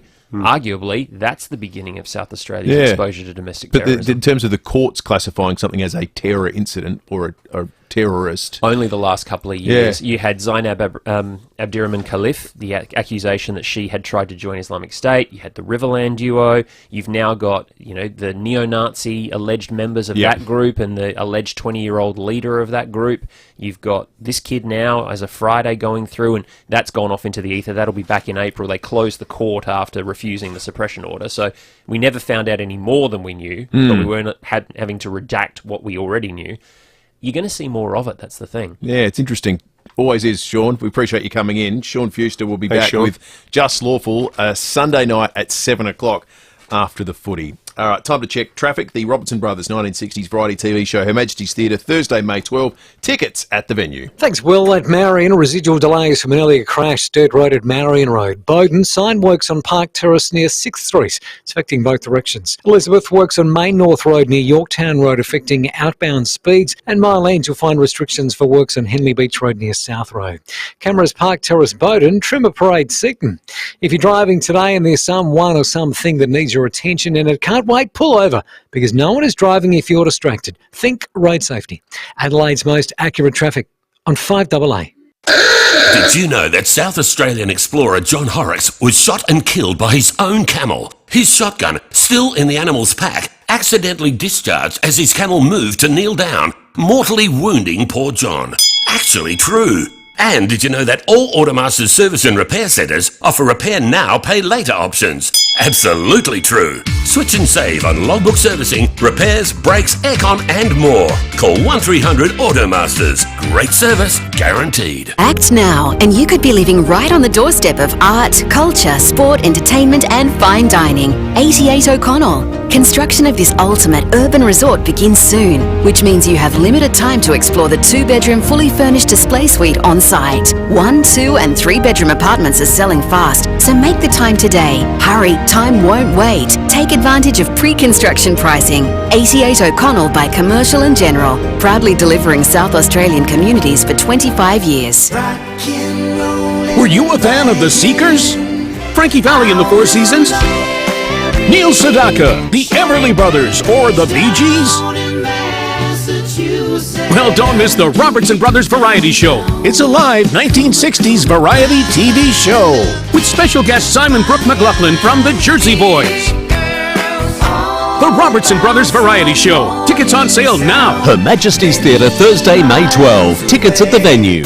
Don't just get a forklift, get a Toyota forklift. When you need a forklift, don't just get a forklift, get a Toyota forklift.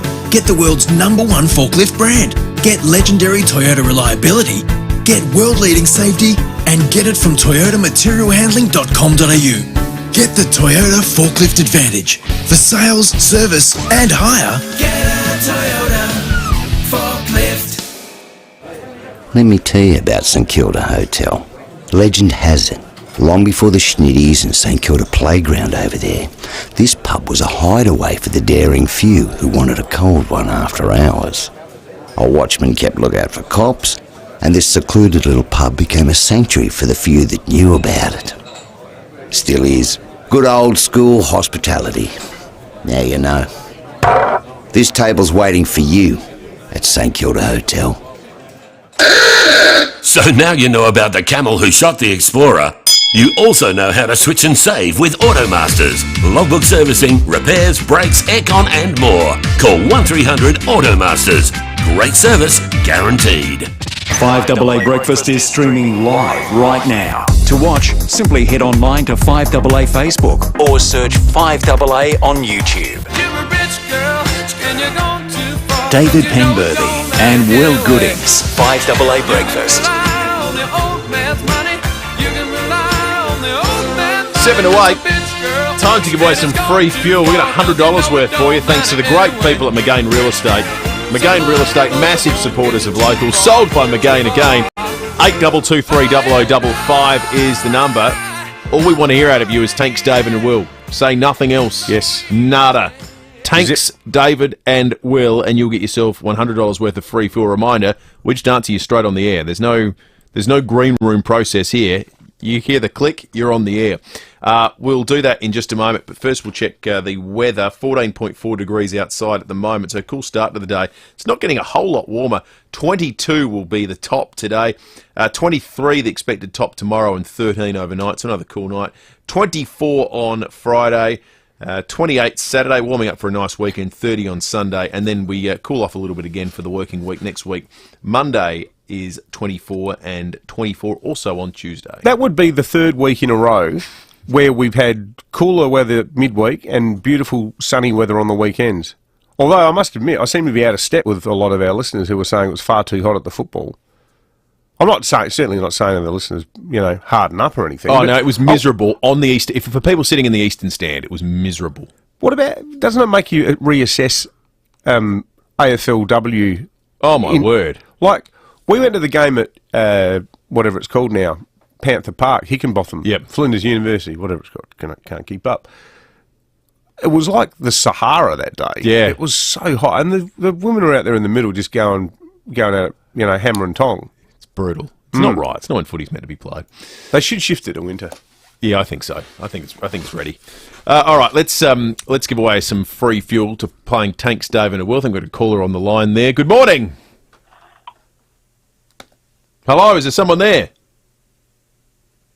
All you have to say is Tanks David and Will. Is there someone on the line? Just say nothing other than that. Is there anyone alive out there? Tanks David and Will. Oh! What about the dramatic build-up? That was excellent. Really got the ducks in a row there. Who have we got there? Judith. Judith! You've got $100 worth of free fuel coming your way, Judith. Thanks to McGain. Thank you so much. No, well done. Congratulations to you. Brilliant stuff, Judith. How much juice have you got in the tank at the moment? I've got a quarter of a tank in my car at the moment. And I was only thinking yesterday it was going to cost me about $80 to fill it up. You have change from that, thanks to us. Thank you so much. No, not good at all, Judith. Well done. Well played. That was good. Judith didn't fall for any of the bait. Didn't get sucked in. Just waited. What are the words? Tanks David and Will. I've got it. $100. Perfect. All right. Let's hear from Wallace Fogg, who joins us thanks to Aussie Fast Transport Solutions. Looking for subcontract drivers right now. Call 13 13 64. That's 13 13 64. Now, the latest news with Wallace Fogg. Good morning, early risers. This is Wallace Fogg with another 5AA News Update. Premier Peter Malinowskis met with Police Commissioner Grant Stevens and Chief Public Health Officer Nicholas Spurrier yesterday and described the meeting as fruitful.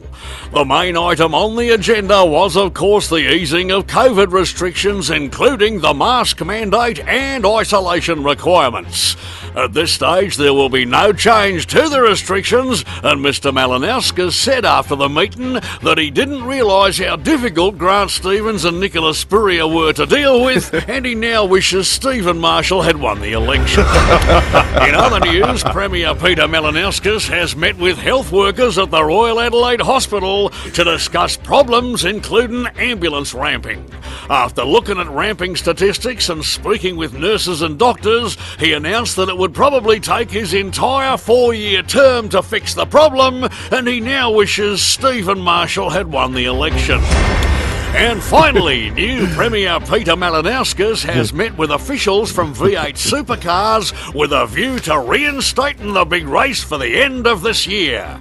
He said that a lot of the infrastructure had been sold off by the former government and it was going to be horrendously expensive for the taxpayer to buy it all back and in some cases buy new equipment, and it could prove fiscally irresponsible. He finished his statement by saying it would have been a lot easier if Stephen Marshall had won the election. And that's the news for this Wednesday. I'm Wallace Fogg. More 5AA news coming up at 8 o'clock, or as close as we can get.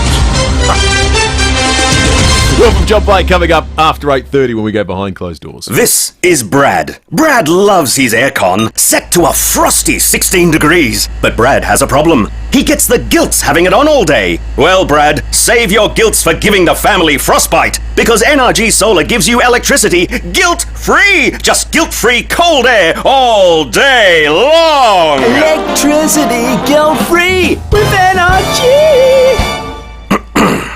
Maybe I'll sing next time, Brad. NRGsolar.com.au.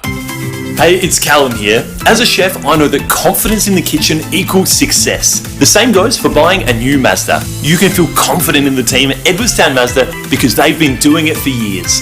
Looking for something small, medium or large, Edwardstown Mazda have most models in stock, ready to drive away. But remember, everybody wants to drive a Mazda in 2022, so hurry. It's gotta be EdwardstownMazda.com.au. LMVD 207428.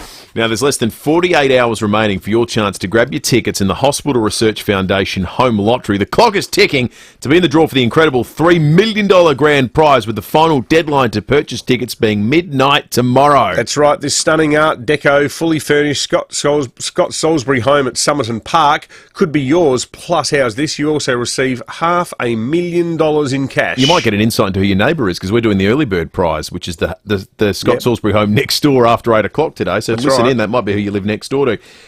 Your life changes with a phone call. Someone's life will change this morning very shortly. No mortgage, no worries, a brand new home and a chunk of cash to spend however you like. The possibilities are endless, but best of all, every ticket purchase joins the fight for world-leading research and vital healthcare services. Don't miss out. This incredible home could be yours. Be sure to get a ticket before midnight tomorrow. Join the fight. Get your tickets now at homelottery.com.au. Sprout autumn cooking classes are out now, and there's something for everyone. Femis and Callum here from Sprout. Now, whether you put the muster in MasterChef or are simply looking for a little bit of midweek meal inspo, Sprout has you covered. Our range of seasonal and healthy cooking classes will inspire your inner foodie. We're all about helping everyday people cook healthy and delicious dishes while being hands-on and having plenty of fun. Our autumn cooking classes are on now. There really is something for everyone. So book a class today. Sprout.edu.au. We don't just say we're local. We are local. 9 News is made in Adelaide for Adelaide. Online, on DAB Digital Radio, and on 1395 AM. Talking Adelaide. This is Adelaide's 5AA. Partly cloudy, 22 today with the 8 o'clock news. I'm Mel Usher. Had a bingle driving to work? Contact Premier Panel Services at premierpanel.com.au. The waiting game continues in the seat of Dunstan. Only 60% of the vote has been counted in Stephen Marshall's electorate east of the city, but it's line ball. There are just 11 votes between Labor's Cressida O'Hanlon and the former Premier. A stolen car was found dumped at Walkerville overnight. Senior Constable Rebecca Stokes says patrols had tried to stop it before it sped off. A witness had reported seeing 3 people run from the car towards a nearby school. Further checks of the car revealed that it had ACT plates, but that didn't actually match the vehicle. It turns out it had been stolen from Seaton earlier this month. We did search that school grounds at Walkerville and found a shed door had been opened, but unable to determine if anything had been stolen yet. And a window was smashed at a Seaford vet clinic overnight. Blood was found outside the clinic on Commercial Road. A man with a bleeding hand was later arrested at a nearby hotel. A 50-year-old man of no fixed address has been charged with property damage. He'll face court later today. South Australians not yet boosted are being urged to take up the 3rd dose of the COVID vaccine. There was a slight rise in cases yesterday with 3,686. New modelling shows infections will peak around 8,000 a day in April. Epidemiologist Professor Adrian Esterman says a few factors are at play. The first is we're now seeing BA.2, the sort of subvariant of Omicron, taken over from BA.1, and it's much more transmissible. And then at the moment we've got Mad March, with WOMAD, the Fringe and everything else that's going on, so it's not really surprising that we're seeing case numbers skyrocketing. And Australia's top doctors will meet today to discuss COVID isolation rules amid rising cases across the country. There's a push to scrap the 7-day quarantine period for household contacts, and health officials in New South Wales and Victoria are believed to be reluctant to change the current settings amid the spread of Omicron subvariant BA.2. Red tape will be slashed for more than 2 million small businesses as part of a suite of measures to be announced in next Tuesday's federal budget. Michael Packey has more from Canberra. An overhaul of pay-as-you-go tax instalments for small business and sole traders will provide operators with a cash flow boost from next financial year. The measure will be outlined in the federal budget, which will also see red tape slashed, saving $800 million a year. This will mainly be done through automation. 500,000 small companies will initially benefit from the changes, rising to more than 2 million by December 2023, as new IT systems are fully installed by the tax office. Wallets and ID cards have been pulled from the wreckage of a plane crash in southern China. Michael Genovese has more. China's Civil Aviation Authority says it's yet to confirm the cause of the crash. China Eastern Airlines says the plane and crew passed pre-flight checks before taking off on Monday. Search crews have found wallets and burnt identification cards as they search for the plane's black box. Now turning to 5AA Sport. All new 2022 Mitsubishi Outlander with 10-year warranty, 10 years capped price servicing at Agostino Mitsubishi. And it's over to Tom Wren. Thank you, Mel. Adelaide will have Rory Sloane available for Saturday's clash against Collingwood after the club successfully downgraded his incident with Fremantle's Blake Acres to reckless rather than intentional. The Crows are also a chance to regain Rory Laird, who's been recovering from a broken hand. Two other cases at the tribunal last night. Willie Rioli is free to play after overturning his one-match ban for engaging in rough conduct, but Brisbane's Mitch Robinson has failed and will miss this week's match against Essendon. Still on footy, and Port Adelaide defender Darcy Byrne-Jones admits it's a big blow losing fellow defender Alia to an ankle injury. We're going to have to deal with the loss of him when you lose a All-Australian defender. It's not ideal, but we're lucky we've got some pretty good depth, and whoever does come in, I'm sure will fill a role. Cricket now in Pakistan will resume at 1 for 90 on day 3 of the third test against Australia in Lahore. That's in reply to the Aussies' total of 391. The Australian women's team beat South Africa by 5 wickets at the Women's One-Day World Cup. The Aussies remain undefeated in the tournament. And the Sheffield Shield final will begin today with WA hosting Victoria in a 4-day match starting at the Wacker. To the NBA, and LeBron James' hot run of form has continued with another triple-double as he inspired his LA Lakers to a 131 to 120 point win against his old side Cleveland. The 37-year-old with 38 points, 12 rebounds and 10 assists, which included a massive dunk. LeBron! Look out below! Oh my Lord! A poster as LeBron just elevates and just hammers it. Audio there thanks to ESPN. There's another 4 games on today, the pick of them coming between the Milwaukee Bucks and Chicago Bulls.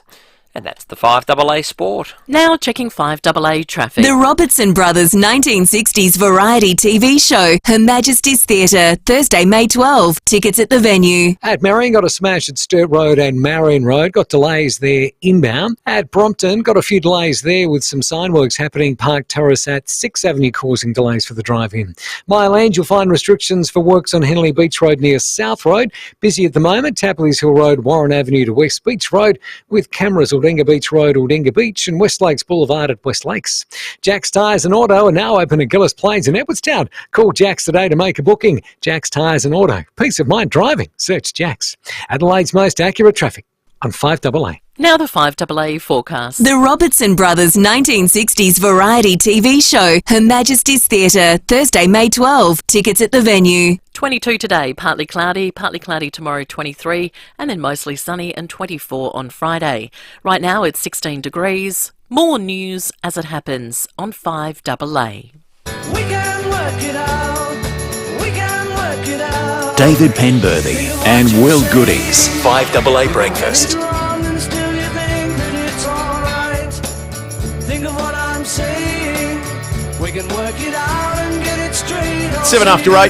The new Health Minister, Chris Picton, will join us after 8:30 this morning to talk about the restructure around how COVID rules will be handled under Peter Malinowskis' government, and indeed that curious situation whereby elective surgeries were cancelled but nobody knew about it. Presumably the people that were going to get operated on were made aware of it before they rolled into the hospital, but we don't know. There's some intriguing interpretations of the caretaker provisions that have been ongoing. So we'll get into that after 8 o'clock. The other thing we're going to do is talk about house prices in South Australia, which, according to a pretty interesting analysis that's covered well in the Tiser this morning, we now place 14th on planet Earth when it comes to house price, how expensive house prices are in Adelaide, on par with London. Just after Miami. Just after Miami. On a par with London. Then the analysis is a good one because it's a contrast of what does a house cost, what's the median house, what's the median wage in that place. So it gives you a sense of people's capacity to repay a mortgage. 14th, London. Crazy. We'll get into it after 8 o'clock this morning. First, it's breaking at 8. Well, internally, things are going from bad to worse for the South Australian Liberal Party. the emergence yesterday of what is the sort of semi-official narrative about how the Liberal campaign played out goes as follows. We always knew that we were going to lose. 4 weeks ago, we thought we were going to get absolutely obliterated, but we did such a good job making people focus on Labor's economic shortcomings and Peter Malinauskas being an L-plate premier that we only lost by between 7 and 9 seats, or Labor only gained 7 to 9 seats. It's a somewhat giddy, glass-half-full assessment of an unmitigated catastrophe. The problem now internally for the Liberals is that there are a number of candidates who believe that they were lied to. How the party manages this is going to be interesting, because I spoke to one person yesterday who told me that last week they were being told that they were going to win their seat. Right. So when you're telling people, and maybe part of this, I mean, I've heard of previous elections that where absolute train wreck elections where incumbent governments knew that they were going to lose, and party apparatchiks and the people actually running the campaigns went so far as even to not just tell the leaders, but in some cases present them with mocked up documents with numbers on a bit of A4 paper showing that they were in with a chance.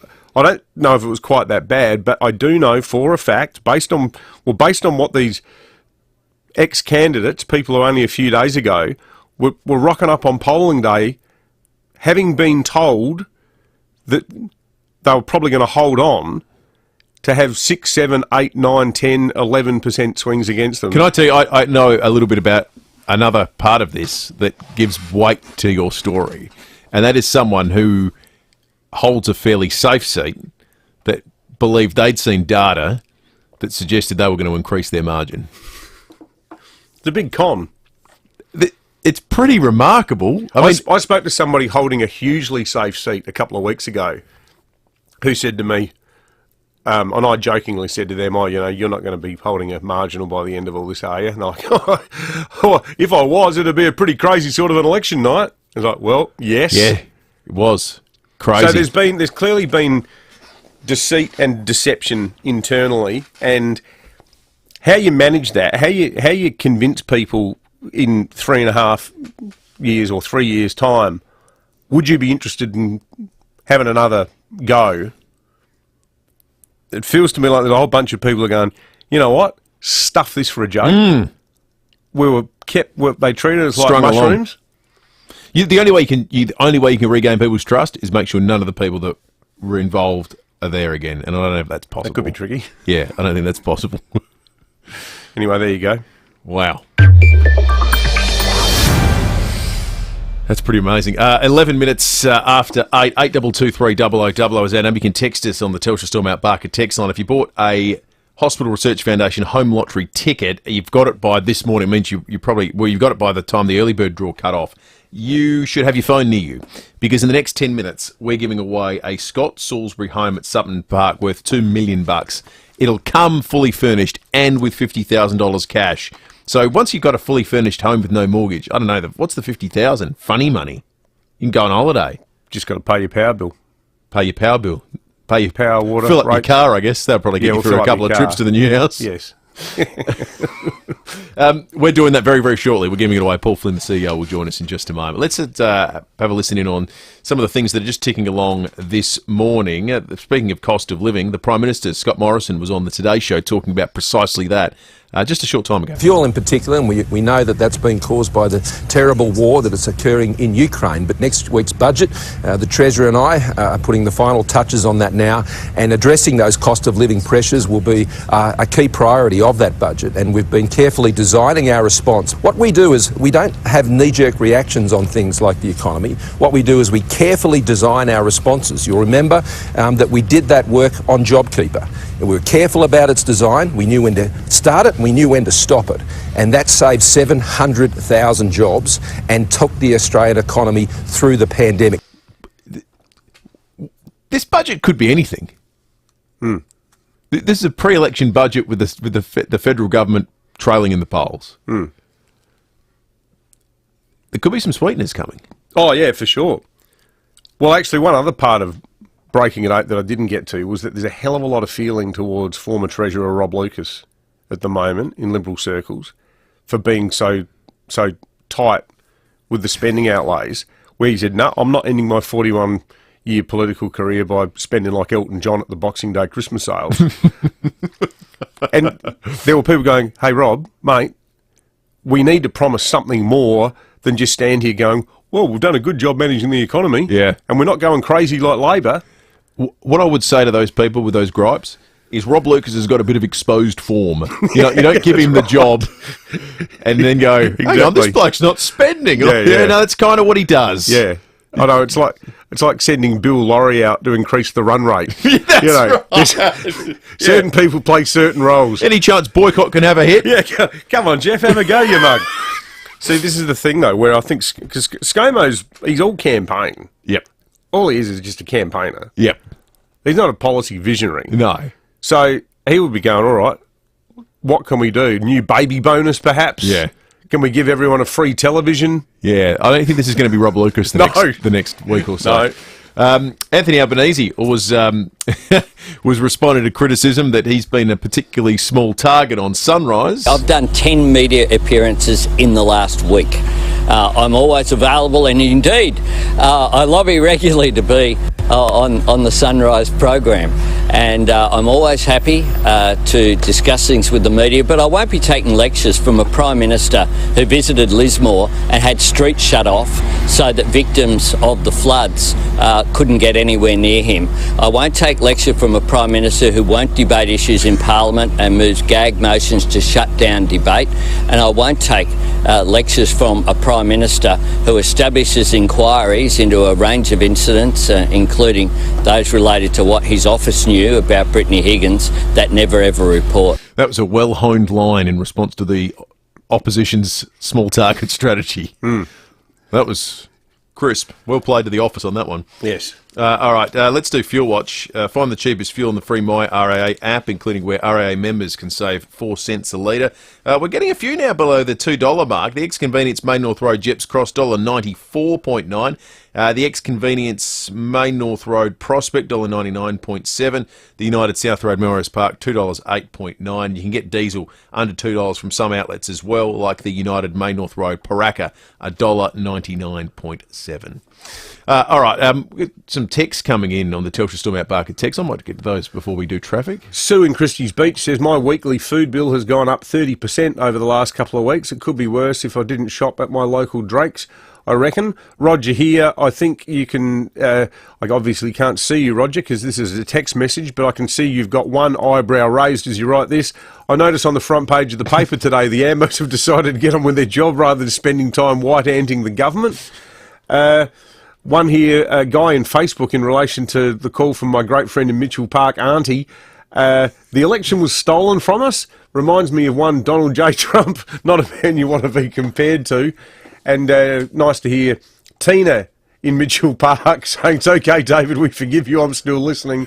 And on that same question, Alan says, David hating Mitchell Park? Geez, old mate hasn't been listening much in the last few years. Mitchell Park, on the back of David's advocacy, almost won our World Cup of Suburbs. And rightly so. Yeah, see, there you go. Speaking of being robbed, we were robbed. Theberton won, didn't it? Theberton won. Well, you put it to the people. And again, you're starting to sound more and more like the caller. Exactly. Recount. The Robertson Brothers 1960s variety TV show, Her Majesty's Theatre, Thursday, May 12. Tickets at the venue bring us traffic, and immediately after traffic, we're giving away a house with the early bird draw from the Hospital Research Foundation's Home Lottery. Thanks, Will. Lad Bowden, sign works on Park Terrace near 6th Street, affecting both directions. Got a lane closed and speeds of 25 there. Elizabeth works on Main North Road near Yorktown Road, affecting outbound speeds, and Mile End. You'll find restrictions for works on Henley Beach Road near South Road, affecting both directions. Busy Tapley's Hill Road, Glenelg North, as you're heading towards the airport, with cameras Military Road, Westlake Shore, and Tatachilla Road at McLaren Vale. A little bit of help brought to you by NRMA Insurance, who are proud to be helping right across South Australia as part of the same family as SGIC. Adelaide's most accurate traffic on 5AA. 5AA Football brings you every Crows and Power game live and local. And 5AA Breakfast brings you every angle, the very latest from the Crows, every week with Tom Duday. Such a good connection, I just thought I'd spend some time with you two. You can't quit us, can you? And all the news from Alberton with Orazio Fantasia. Mum and Dad are screaming at the TV. Plus, Fitzy's Footy Fridays. Do you know who I am? All things AFL, every round on 5AA Breakfast. Just imagine living mortgage-free in beachside luxury. Well, you could be if you get tickets in the Hospital Research Foundation Home Lottery by midnight tomorrow. Next week, you could be collecting the keys to your fully furnished Scott Salisbury home in Somerton Park that also comes with $500,000. This is your last chance. The absolute final deadline is midnight tomorrow. Get your tickets now at homelottery.com.au. Licence M14133. Peaceful living awaits at the 19th at West with golf course views, tree-lined walking trails and a cafe and retail shopping precinct opening soon. The best of the West is at your fingertips with new 3 and 4 bedroom designs and prices beginning from just $730K. It's no surprise 19th at West is selling quickly. Discover the new collection today. The19thwest.com.au. Delivered by Commercial and General, proudly creating South Australian communities for 25 years. Speak with One Solution and they'll tell you cybercrime is not a big business problem, a government problem, or a small enterprise problem. It's everyone's problem. Ransomware, malware, and adware remain the #1 threat. One call to One Solution will put your business in a safe place. It's the smartest, most cost-effective business decision you'll ever make. Get in touch with One Solution, winner of the National Telstra Customer Experience Award. onesolution.net.au. Have you ever wondered if retirement living would suit you? Come along to an FIVEaa open home and enjoy a sneak peek of the life you could lead. These free events are from the 29th to the 31st of March at 15 FIVEaa communities across Adelaide. You can explore the communities, walk through display homes and chat with our friendly team. Attendees must be vaccinated and all events will operate with a COVID-safe plan. Take the first step and search FIVEaa Open Home today. RSVP is essential. Hey, it's Callum here. Whether you're buying your first Mazda, trading your old vehicle, or getting your car serviced, take it from me. You cannot go wrong with the team at Edwardstown Mazda. Right now, there's phenomenal savings on new, demo, and used Mazdas, including the Mazda 3 G20 Pure from $29,919 drive away, or CX-5 Max Sport from $42,033 drive away. It's gotta be edwardstownmazda.com.au. LMVD 207428. We don't just say we're local. We are local. 9 News is made in Adelaide for Adelaide. David Penberthy and Will Goodings. 5AA Breakfast. We used to sing 21 minutes after 8. There's not too many truly life-changing moments you get to sort of be a part of over the course of your existence. You go to weddings, I guess. You can probably be at a birth. Maybe you can be the person doing the delivering. Or you can be the person that gives away a home worth $2 million with a mortgage taken care of, fully furnished, and with a whole stack of cash in the bank as well. And that's what we're about to do in the next couple of minutes, because we're giving away the Hospital Research Foundation Home Lottery's Early Bird Prize. It is this wonderful Scott Salisbury home in Somerton Park. I went and visited it a few weeks back. Spectacular. It and the one next door, which is, of course, in the big prize as well, that you can still, I understand, get tickets for. I'll ask Paul Flynn about that. But this is as good as prizes get. We are literally doing a segment after 8:30 today on housing in Adelaide being like London in terms of price. This makes it the lottery of life, winning this one. This is it. You get a house, your life completely changes. It's an incredible prize, and it's not a surprise given that the Hospital Research Foundation Home Lottery does such a wonderful job putting this together and then raising money for life-saving research. Paul Flynn's the CEO and joins us on 5AA Breakfast. Good to see you, Paul. Good morning, guys. It's great to be back in with you. Yeah, I know. It's been a while face to face. It's fantastic. So, Paul, this is the fun part of the job. Before we get to the fun part, tell us about the serious part of the job. Well, the community supports the Hospital Research Foundation Home Lottery in such a big way, and we're able to then convert that support into funding of life-saving research and patient care activities across now nearly 60 areas of health areas, ranging from antenatal to end-of-life care and everything in between. Late last year, we were able to provide some commitments to the new proton therapy centre that's being built. They have to staff it before it's finished to ensure that they can start seeing patients immediately upon its completion, and so we've committed $2.5 million to staff it leading up to it, and also the Bragg Comprehensive Cancer Centre. We've committed a 10-year commitment of over $10 million. So that's the sort of thing, that's the sort of impact that the Hospital Research Foundation Group Home Lottery has. And we get daily feedback from people that have benefited as a result. People who have Parkinson's, people who are in palliative care, people who have strokes, children. You know, we've funded the paediatric oncologist position, a new position at the Women's and Children's Hospital that they've found a fantastic new clinician and researcher to fill. So it's a privilege actually to be involved in the organisation that channels people's support into the delivery of those services. It's remarkable work. How did it come about this time that the two houses are right next to each other? The land was available through door knocking. Okay, really? Wow. Which is often the case. It's and you know we're lucky to have our relationship with Scott Salisbury Homes, and so people often approach them with land, and so in fact Scott's team approached us and said, look, you know, we've got some people down at Somerville Park that might be interested in selling you some land. Wow. Yeah, and that's the benefit of having a partner like Scott Salisbury Homes. And it helps that they make pretty nice looking houses too. When they had a look, they pretty spectacular. It does indeed. These two homes are, you know, unbelievable is probably the word. And you know, someone this morning is going to win the early bird prize, which is $2 million, which includes a $50,000 handshake as well. And they'll get that today, actually. $50,000. We should put them out of their misery. Yeah. Hey, we've They'll got be sitting there, come on, how long's this preamble going to go for? Because we do have some shortlisted people on the line. And all I've got is a number. I don't even know who it belongs to. But it's a number that's going to change someone's life in the next few moments' time. So I'm just going to read it out, and hopefully we'll be able to determine who it is that is the holder of the ticket. Here we go. It is a 6-digit number. 1 3 2 6 0 1. Do we have that ticket holder on the line? Hello? Hello? Hello. Is that your ticket number, sir? I don't have my ticket in front of me, so I don't know. Can you go and get it and check? No, I'm actually at work. Well, what's your name? Chris. Chris Oh, Bartlett. Chris. Oh, Chris. Oh, so you just spoke up without knowing whether that was your number or not? That's right. What was your surname, though?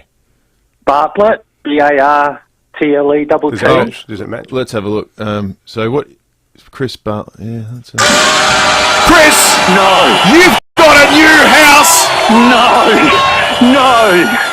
Yes! No. Chris, congratulations to you! You are kidding me! You didn't even have your ticket, Chris! No! No! You better find it!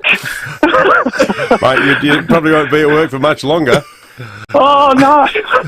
No! Oh. Can I ask you, Chris, are you in an open plan office? Can anyone see you at the moment? I'm actually a nurse. So. Oh, mate. I've just popped into one of the doctor's offices at the moment, so he hasn't arrived yet, but oh my God. You're moving to Somerton Park, you might be living next door to the doctor now. Oh my God. I am without words. David, Will, Paul, thank you. Can I ask you, Chris, have you got your own place at the moment? Have you paid it off, or are you still chipping away at the mortgage? No, we're still chipping away at the mortgage like everybody else out there. Hey, not anymore. Chris, who's your first call to after this? It'll probably be my wife. Yeah. Are you going to keep her in suspense? How are you going to break it to her? Do you reckon, is there any chance she knows she's listening? There is a good chance that she's listening, yes, right now. So if Kimberly's listening right now, Kimberly, I'm going to ring you pretty shortly. David, and everybody involved, oh my God, I can't believe this. It's pretty amazing. Thank you. Not at all, mate. Chris, it's Paul here. Look, just make sure when the doctor comes that you're not collapsed on the floor. If the doctor's listening, get the defibrillator. I was going to say I'll get the defib out now and look it all up. How long's your shift, Chris? When do you knock off? I finish about 5 o'clock this afternoon. All right. Well, you've got some work ahead of you, and then you can really celebrate tonight. Oh, look, thank you so much. This is just unbelievable. You just don't think it's ever going to happen to you. And to tell the truth, I buy tickets every year, not really to win a prize, but more to, donate. Yeah. Because it's such a good cause. Yep. And every now and then I've won like a gift card or something like that. And to me, that's a bonus. Oh my God! Well, Chris, I tell you what, good on you for supporting such a wonderful charity. Absolutely, good on you. Yeah. And we couldn't be happier that you've had this experience and you've won this house and you can celebrate. Call your wife, Chris. I've won a house. You've won a house. Congratulations to you, mate. Oh, that's excellent. Well Chris. done, Paul. That was Paul. awesome, mate. Thanks for coming in. Thank you, guys, and thank you very much for your support, Chris, and everyone else that's bought a ticket. And I look forward to the close next Thursday night at midnight, and people can still get in for the main prize, which is a Chris's neighbour. Beautiful, become Chris's neighbour, which is slightly worth a little bit more, but $2 million prize to Chris. That's something we're happy to do. Absolutely. Good on you, Paul. Thanks, Paul. Every day, they tell you their news is local. And every day, they bring you news made in Sydney. Watch the news you can trust. Adelaide's 7 News, made right here. Mornings, afternoons, and 6 p.m. every night. You deserve to enjoy doing what you're passionate about. Gardening, for example, or walking to keep fit. So if your body is stopping you from enjoying the life you want, come and see us at SportsMed. Our Stepney Healthcare Hub includes our own hospital, orthopaedic surgeons, doctors, physios and podiatrists, so we can see to your care from diagnosis to rehabilitation, all in one place. Easy. Get back to doing what you love. sportsmed.com.au. For over 38 years, Steinborner Automotive has always been well worth a trip. And right now, Steinborners are the place to go for top dollar on your trade-in. They will do any trade, and this month they are offering a further $1,500 bonus on all trade-ins. So go out to one of Steinborner's 8 locations for Hyundai, Mitsubishi, Ford and SA's best range of used cars. View all their used vehicles at steinborner.com.au. Steinborner Automotive. It's well worth a trip. 5AA Breakfast is streaming live right now. To watch, simply head online to 5AA Facebook or search 5AA on YouTube. This is Adelaide's 5AA. Partly cloudy, 22 today with the 8:30 news. I'm Mel Usher. Had a bingle driving to work? Contact premierpanel.com.au. RAA approved crash repairer. The seat of Dunstan, held by Stephen Marshall, remains up in the air following Saturday's election. The seat in the eastern suburbs coming down to the wire as the counting of postal, pre-poll and absentee votes continues. Only 11 votes separate the former Premier and Labor opponent Cressida O'Hanlon, two-party preferred, with Marshall the one needing to play catch-up. Australia's top doctors will meet today to discuss COVID isolation rules. There's a push to scrap the 7-day quarantine period for household contacts. Former AMA President Dr Tony Bartoni has told Today it may be too soon to make changes as case numbers rise. Being wary and being cautious has kept us in good stead, and really we will need to look at the numbers and need to follow it carefully and get as much information as we can before relaxing something which, if we get it wrong, you get no prizes for getting it wrong and will only cause stress for the health system and for the community. The SA Ambulance Union says it will hold the incoming Labor government to account over promises to improve the health system. Fixing ramping response times and crowded hospitals dominated their election campaign. The union's Rob Leaney says freeing up bed capacity and increasing staffing levels should be top priorities. The community will see improvements over the next little while. Just a few days into a new elected party, that's not going to change overnight. But we will be meeting urgently with them to see what can be done in the very short term to increase the capacity. The challenges of COVID-19 have claimed another local business. Rhineland Bakery has called in the liquidators after more than 4 decades. The closure of all 7 outlets will affect around 65 people. Russian opposition leader Alexei Navalny has been sentenced to a further 9 years in jail after being found guilty of large-scale fraud. He's been accused by a Russian court of stealing millions of dollars in political donations. The Kremlin critic is already serving a 2.5-year sentence for breaching parole after he was poisoned with a nerve agent. The 2 lawyers representing Navalny have now been detained after vowing to appeal the sentence. A new report has unlocked more information about why nuts can improve your heart health. Brady Evans has more. A team from the University of Wollongong has reviewed more than 180 studies from around the world, concluding eating nuts can significantly reduce levels of bad cholesterol. The researchers say this is due to their unique nutritional profile. They contain large amounts of unsaturated fats, are high in protein, and also have a range of other vitamins and minerals which are considered to be cardioprotective. Only 2% of Australians eat the recommended serving of nuts a day. Former North Melbourne coach Danny Laidley has reached a confidential settlement with Victoria Police. Ms Laidley launched a civil suit in May last year, claiming police acted with malice and exposed her to humiliation by leaking images of her in custody.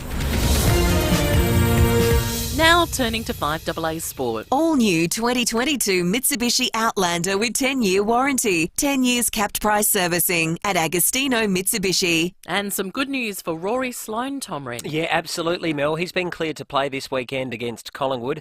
He successfully appealed a one-match ban at the tribunal last night for contact to the eye region of Fremantle's Blake Acres, and he was understandably relieved afterwards. Very relieved. It takes up a lot of people's time. Obviously, pretty thankful for the tribunal for just hearing me out. I've always prided myself on going at the ball. Audio there thanks to Nine. Meantime, GWS veteran Phil Davis is full of confidence, having prevented Swan star Buddy Franklin from kicking his 1,000th goal in the Derby.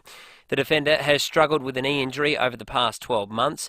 Davis says he rushed back from surgery too soon last year. I just didn't give my knee the time it deserved, didn't get the training in, but I knew I had to make sure that I was fresh and feeling good. And for me, it was an off-season of basically stop for a few weeks and then just build up my knee and my quad and all that again. The third test between Australia and Pakistan is evenly poised heading into day 3 in Lahore. The Aussies were dismissed for 391 in their first innings, with the home side reaching 1 for 90 at stumps in reply. Pat Cummins with the only wicket. Is that adjacent? There's the finger. He strikes straight away.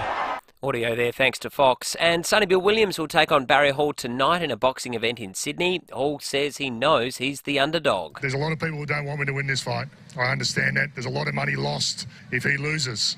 I understand that also, and that's why I'm predicting a knockout, and that's why I need a knockout, so I'm looking forward to it. And that is the 5AA Sport. Now checking 5AA traffic. The Robertson Brothers 1960s variety TV show, Her Majesty's Theatre, Thursday, May 12. Tickets at the venue. At Bowden, sign works on Park Terrace near 6th Street affecting both directions. One lane closed, speeds of 25 there. Elizabeth works on Main North Road near Yorktown Road affecting outbound speeds and Mile End. You'll find restrictions for works on Henley Beach Road near South Road. Busy Tapley's Hill Road, Glenelg North through to the airport with cameras, Eastern Parade, Otway and Trimmer Parade at Seaton. Discover amazing savings at the Get Outlet sale at Harbour Town this weekend. Shop big brands at outlet prices Friday till Sunday. Visit harbourtown.com.au for outlet offers. Adelaide's most accurate traffic on 5AA. Now the 5AA forecast. The Robertson Brothers 1960s variety TV show, Her Majesty's Theatre, Thursday, May 12. Tickets at the venue. A partly cloudy Wednesday, 22, partly cloudy tomorrow, 23, Friday mostly sunny, 24. Right now it is 17 degrees. More news as it happens on 5AA. I used to just be Jack, but now that I own a small business, I'm also Jack from Finance. Jacko the social media dude. If you run a small business, then you need Thrive, all-in-one management software built for small businesses like yours. Search THRYV Thrive. There's no blueprints to your new custom-built Beechwood home.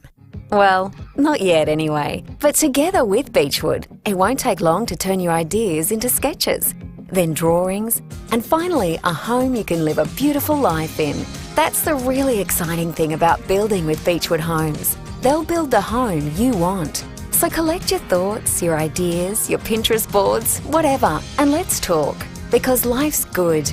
It's even better in a Beechwood home. Yes, yes, yes! If you snore, the first time you use mute can be quite an experience.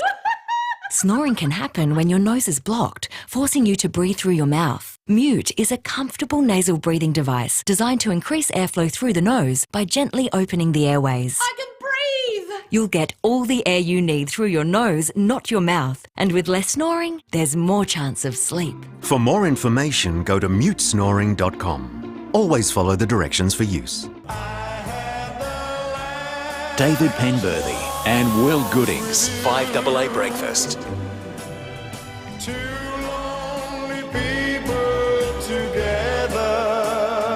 21 minutes to 9, behind closed doors coming up, and also we're going to jump into this housing prices story. Seems unbelievable that an analysis of advanced countries, Adelaide's housing affordability is about on a par with London. We'll delve into those figures in just a moment. Before we get to Chris Picton, we're just going to reflect briefly on Chris Bartlett. We had so many wonderful texts about the lucky winner of the $2 million early bird prize in the Hospital Research Foundation Group Home Lottery. Scott from Modbury. Morning, boys. That's beautiful. Well done, guys. And I'm glad it went to somebody who works in public health. Jane with a Y says, sounds like a lovely man and a nurse too. How fantastic. Good on him. This one says, I'm sorry it wasn't me who won the house, but I'm so glad that someone like Chris did. And Judy says, guys, that sounded like such a wonderful winner. I teared up a bit. Congratulations to him and his wife. We agree, Judy. It was a very uplifting moment and great organisation. We're proud to support it. And thanks to all the other people who've texted and called too about Chris's win. Hopefully we haven't made life more difficult for our next guest, the new health minister. He might need to replace a nurse, albeit we don't know quite what the other Chris's plans are now that he's in possession of the Hospital Research Foundation Home Lottery's house. But it is the new health minister, Chris Picton, who joins us on 5AA Breakfast. Minister, good morning to you. Well, good morning, guys, and that was very heartwarming, and congratulations to Chris. And, yeah, if we do lose him, that will be sad, but I know everybody who helped buy a ticket for that goes to a great cause. The Hospital Research Foundation do amazing work helping in our hospitals and research. They certainly do. So, Minister, now that the excitement of Saturday night for you guys has sort of turned into the reality of government, how big a job have you got turning the health system around, and what's the first thing you're going to be looking at? Oh, it's absolutely a huge job. It's certainly an honour that Peter has now asked me to be the health minister and being sworn in tomorrow. But certainly, I don't doubt it's a massive job. We certainly campaigned very strongly on health. We put forward a really strong plan in terms of increasing the capacity of our health system to fix the ramping crisis. But already in the last 24 hours, we've had briefings that the situation is probably worse than even we thought at the time. Last week, as we've been told, was a nightmare week in our health system. We are clearly facing a situation that's continuing this week as well, where you've got over 100 people a day stuck in emergency departments waiting for a bed.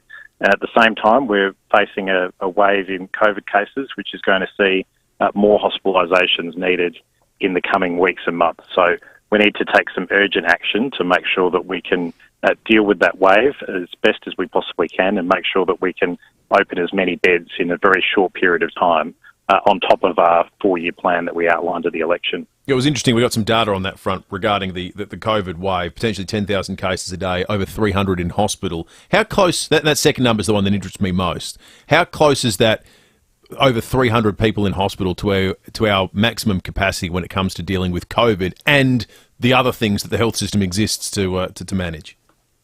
Yeah, look, the modelling that came out yesterday said, as you said, 8,000 cases per day. I mean, the good thing is now with boosters that the percentage of cases who end up in hospitals is lower.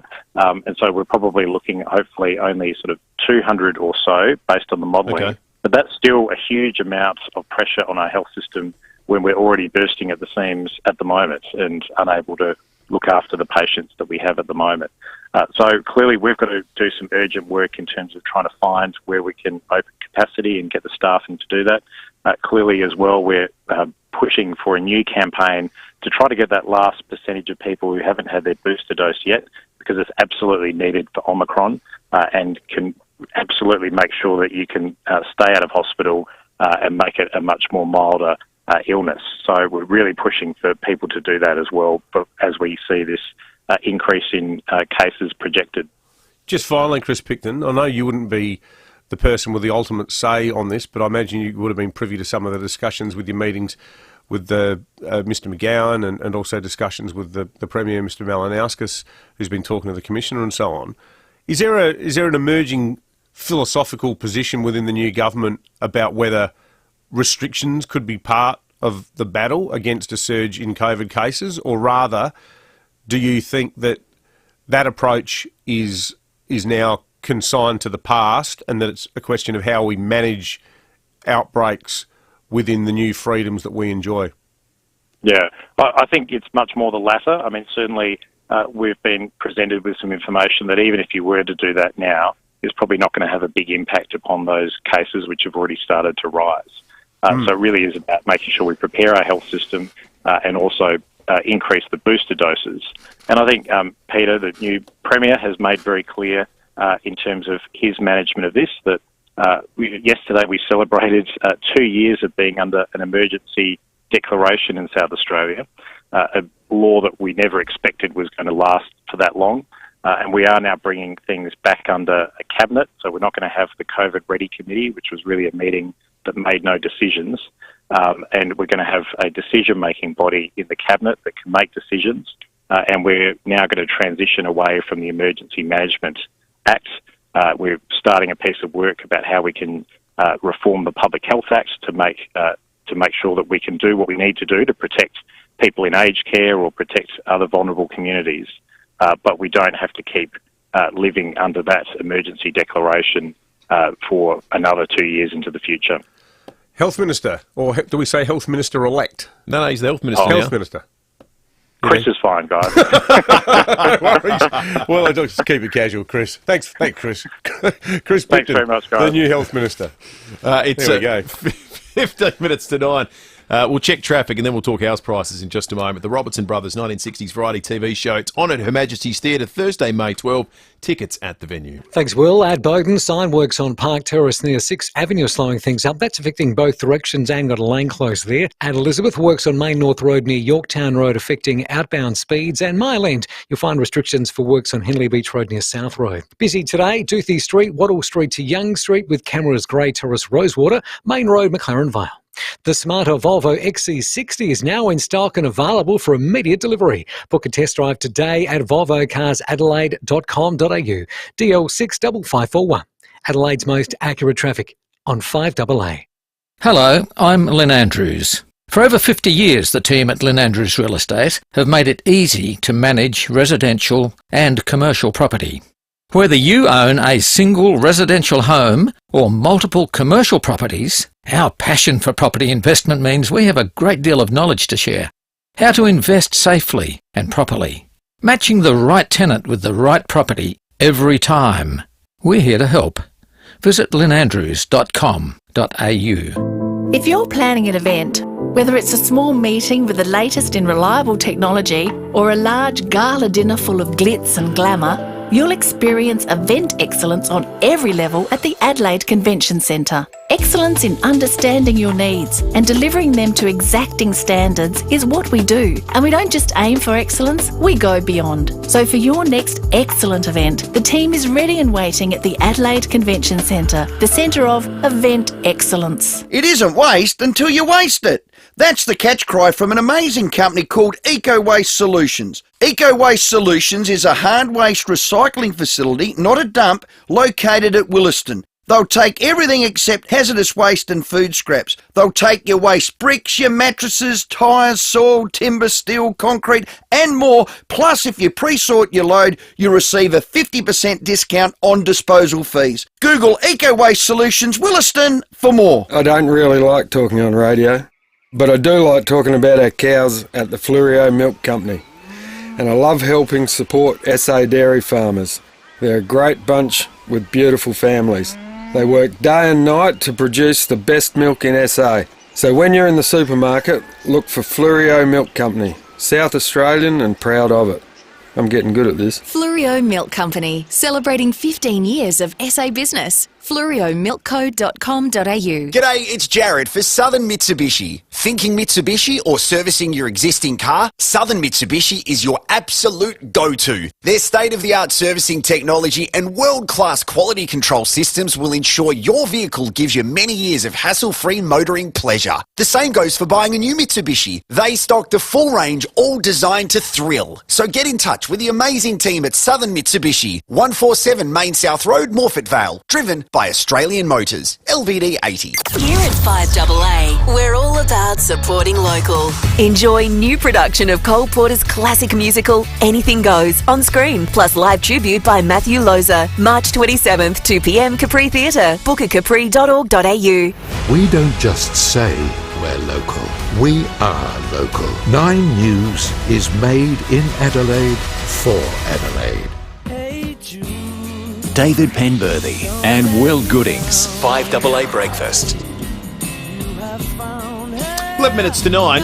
Demographia's International Housing Affordability Index has rated Adelaide equal to the Greater London area as the 14th least affordable property market globally. 14th least affordable property market globally. Now, I reckon the methodology here is pretty interesting because it's not about headline figures. This is about people's capacity to pay their mortgages effectively. What's the median house price? So if you line all the prices up, what's the median one? What's the one in the middle? And you line all the wages up, what's the middle wage?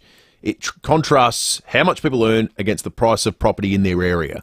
So you get a real clear sense of how much this is stretching people. 14th least affordable jurisdiction in the world here in Adelaide, equal with London, just behind Miami and San Diego. By way of reference, Sydney's the second least affordable in the world. Hong Kong is position number 1, and Melbourne is 5th, just behind San Jose. Stephen Knight is from the Housing Industry Association here in South Australia.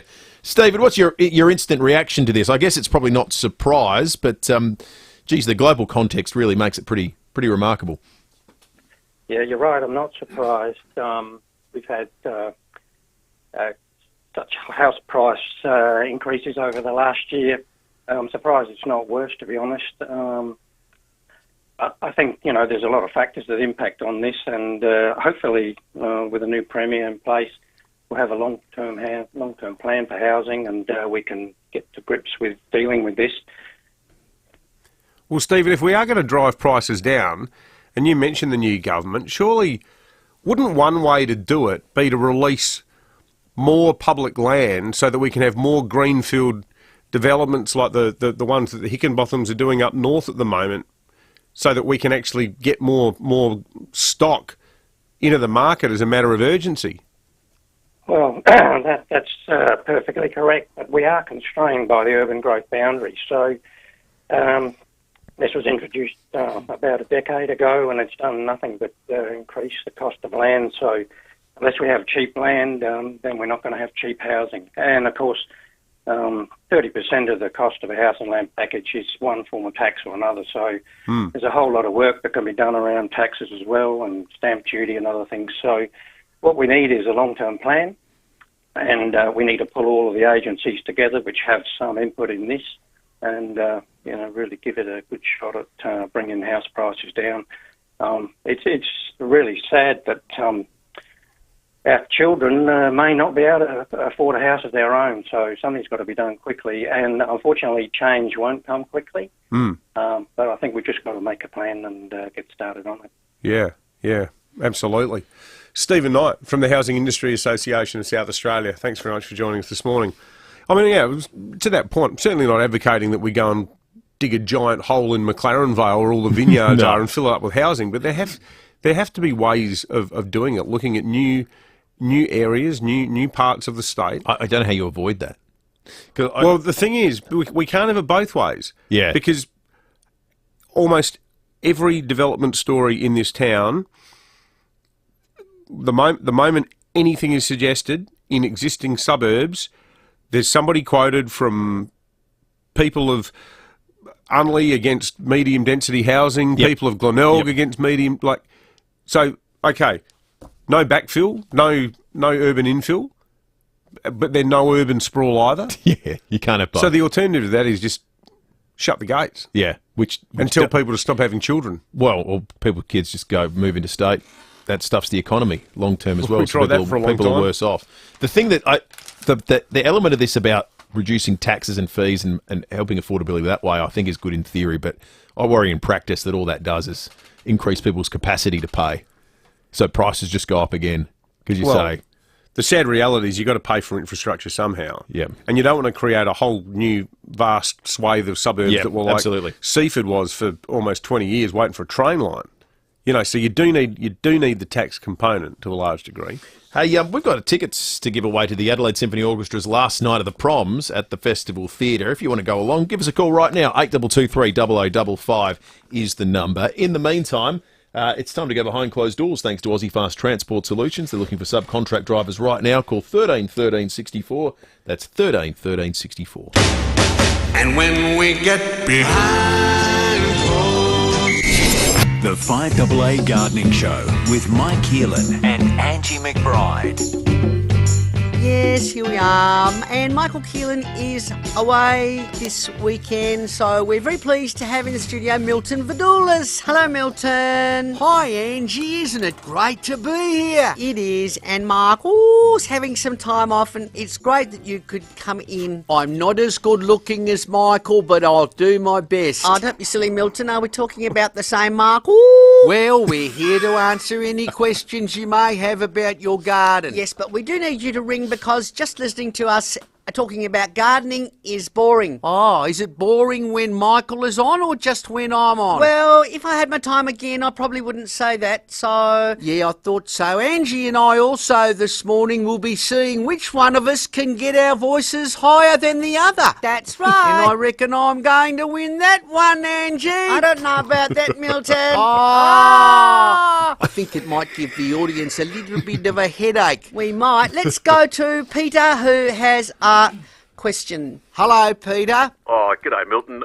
Do you have an easy way to put netting over a fruit tree? Oh, well, the easiest way I know, Peter, is to get some PVC piping and put some stakes in the ground and slide the piping over, then bend them over the tree and slide your netting over the piping. Oh, great. Thanks, Milton. No worries at all. Is that a bit like putting a quilt cover on, Milton? Oh, well, I have a lot of trouble with quilt covers, Angie. I hate putting a cover on a quilt. Well, an easy way to do it is to get your quilt cover and you turn it inside out. So right, you get your corners, so the corner that's not the buttons, so inside out corners and the buttons. Yeah. Get the corners of the opposite. So you've got so the ones without the buttons. So get that quilt.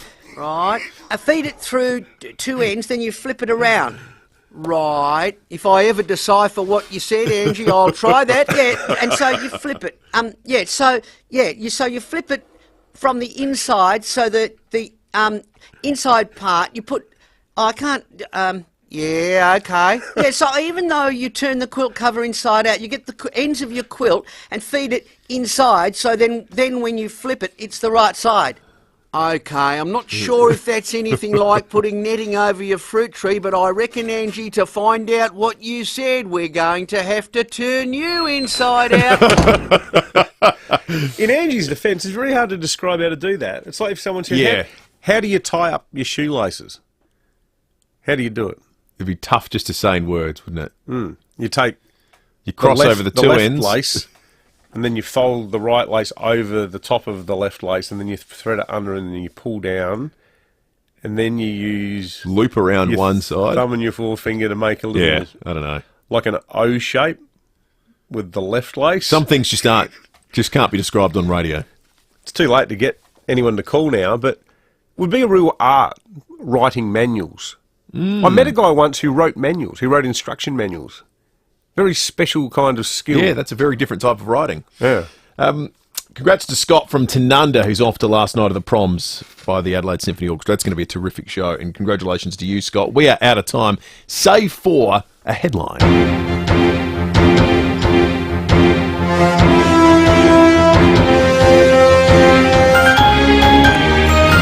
This is an ex-peritet.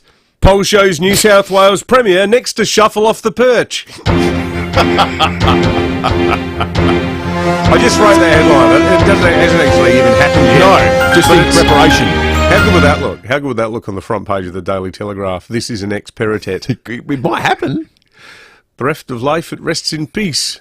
If you hadn't nailed it to the perch, you'd be pushing up the daisies. We're out of time. Graham Goodings is coming up. We'll see you tomorrow morning from 6. Choir invisible.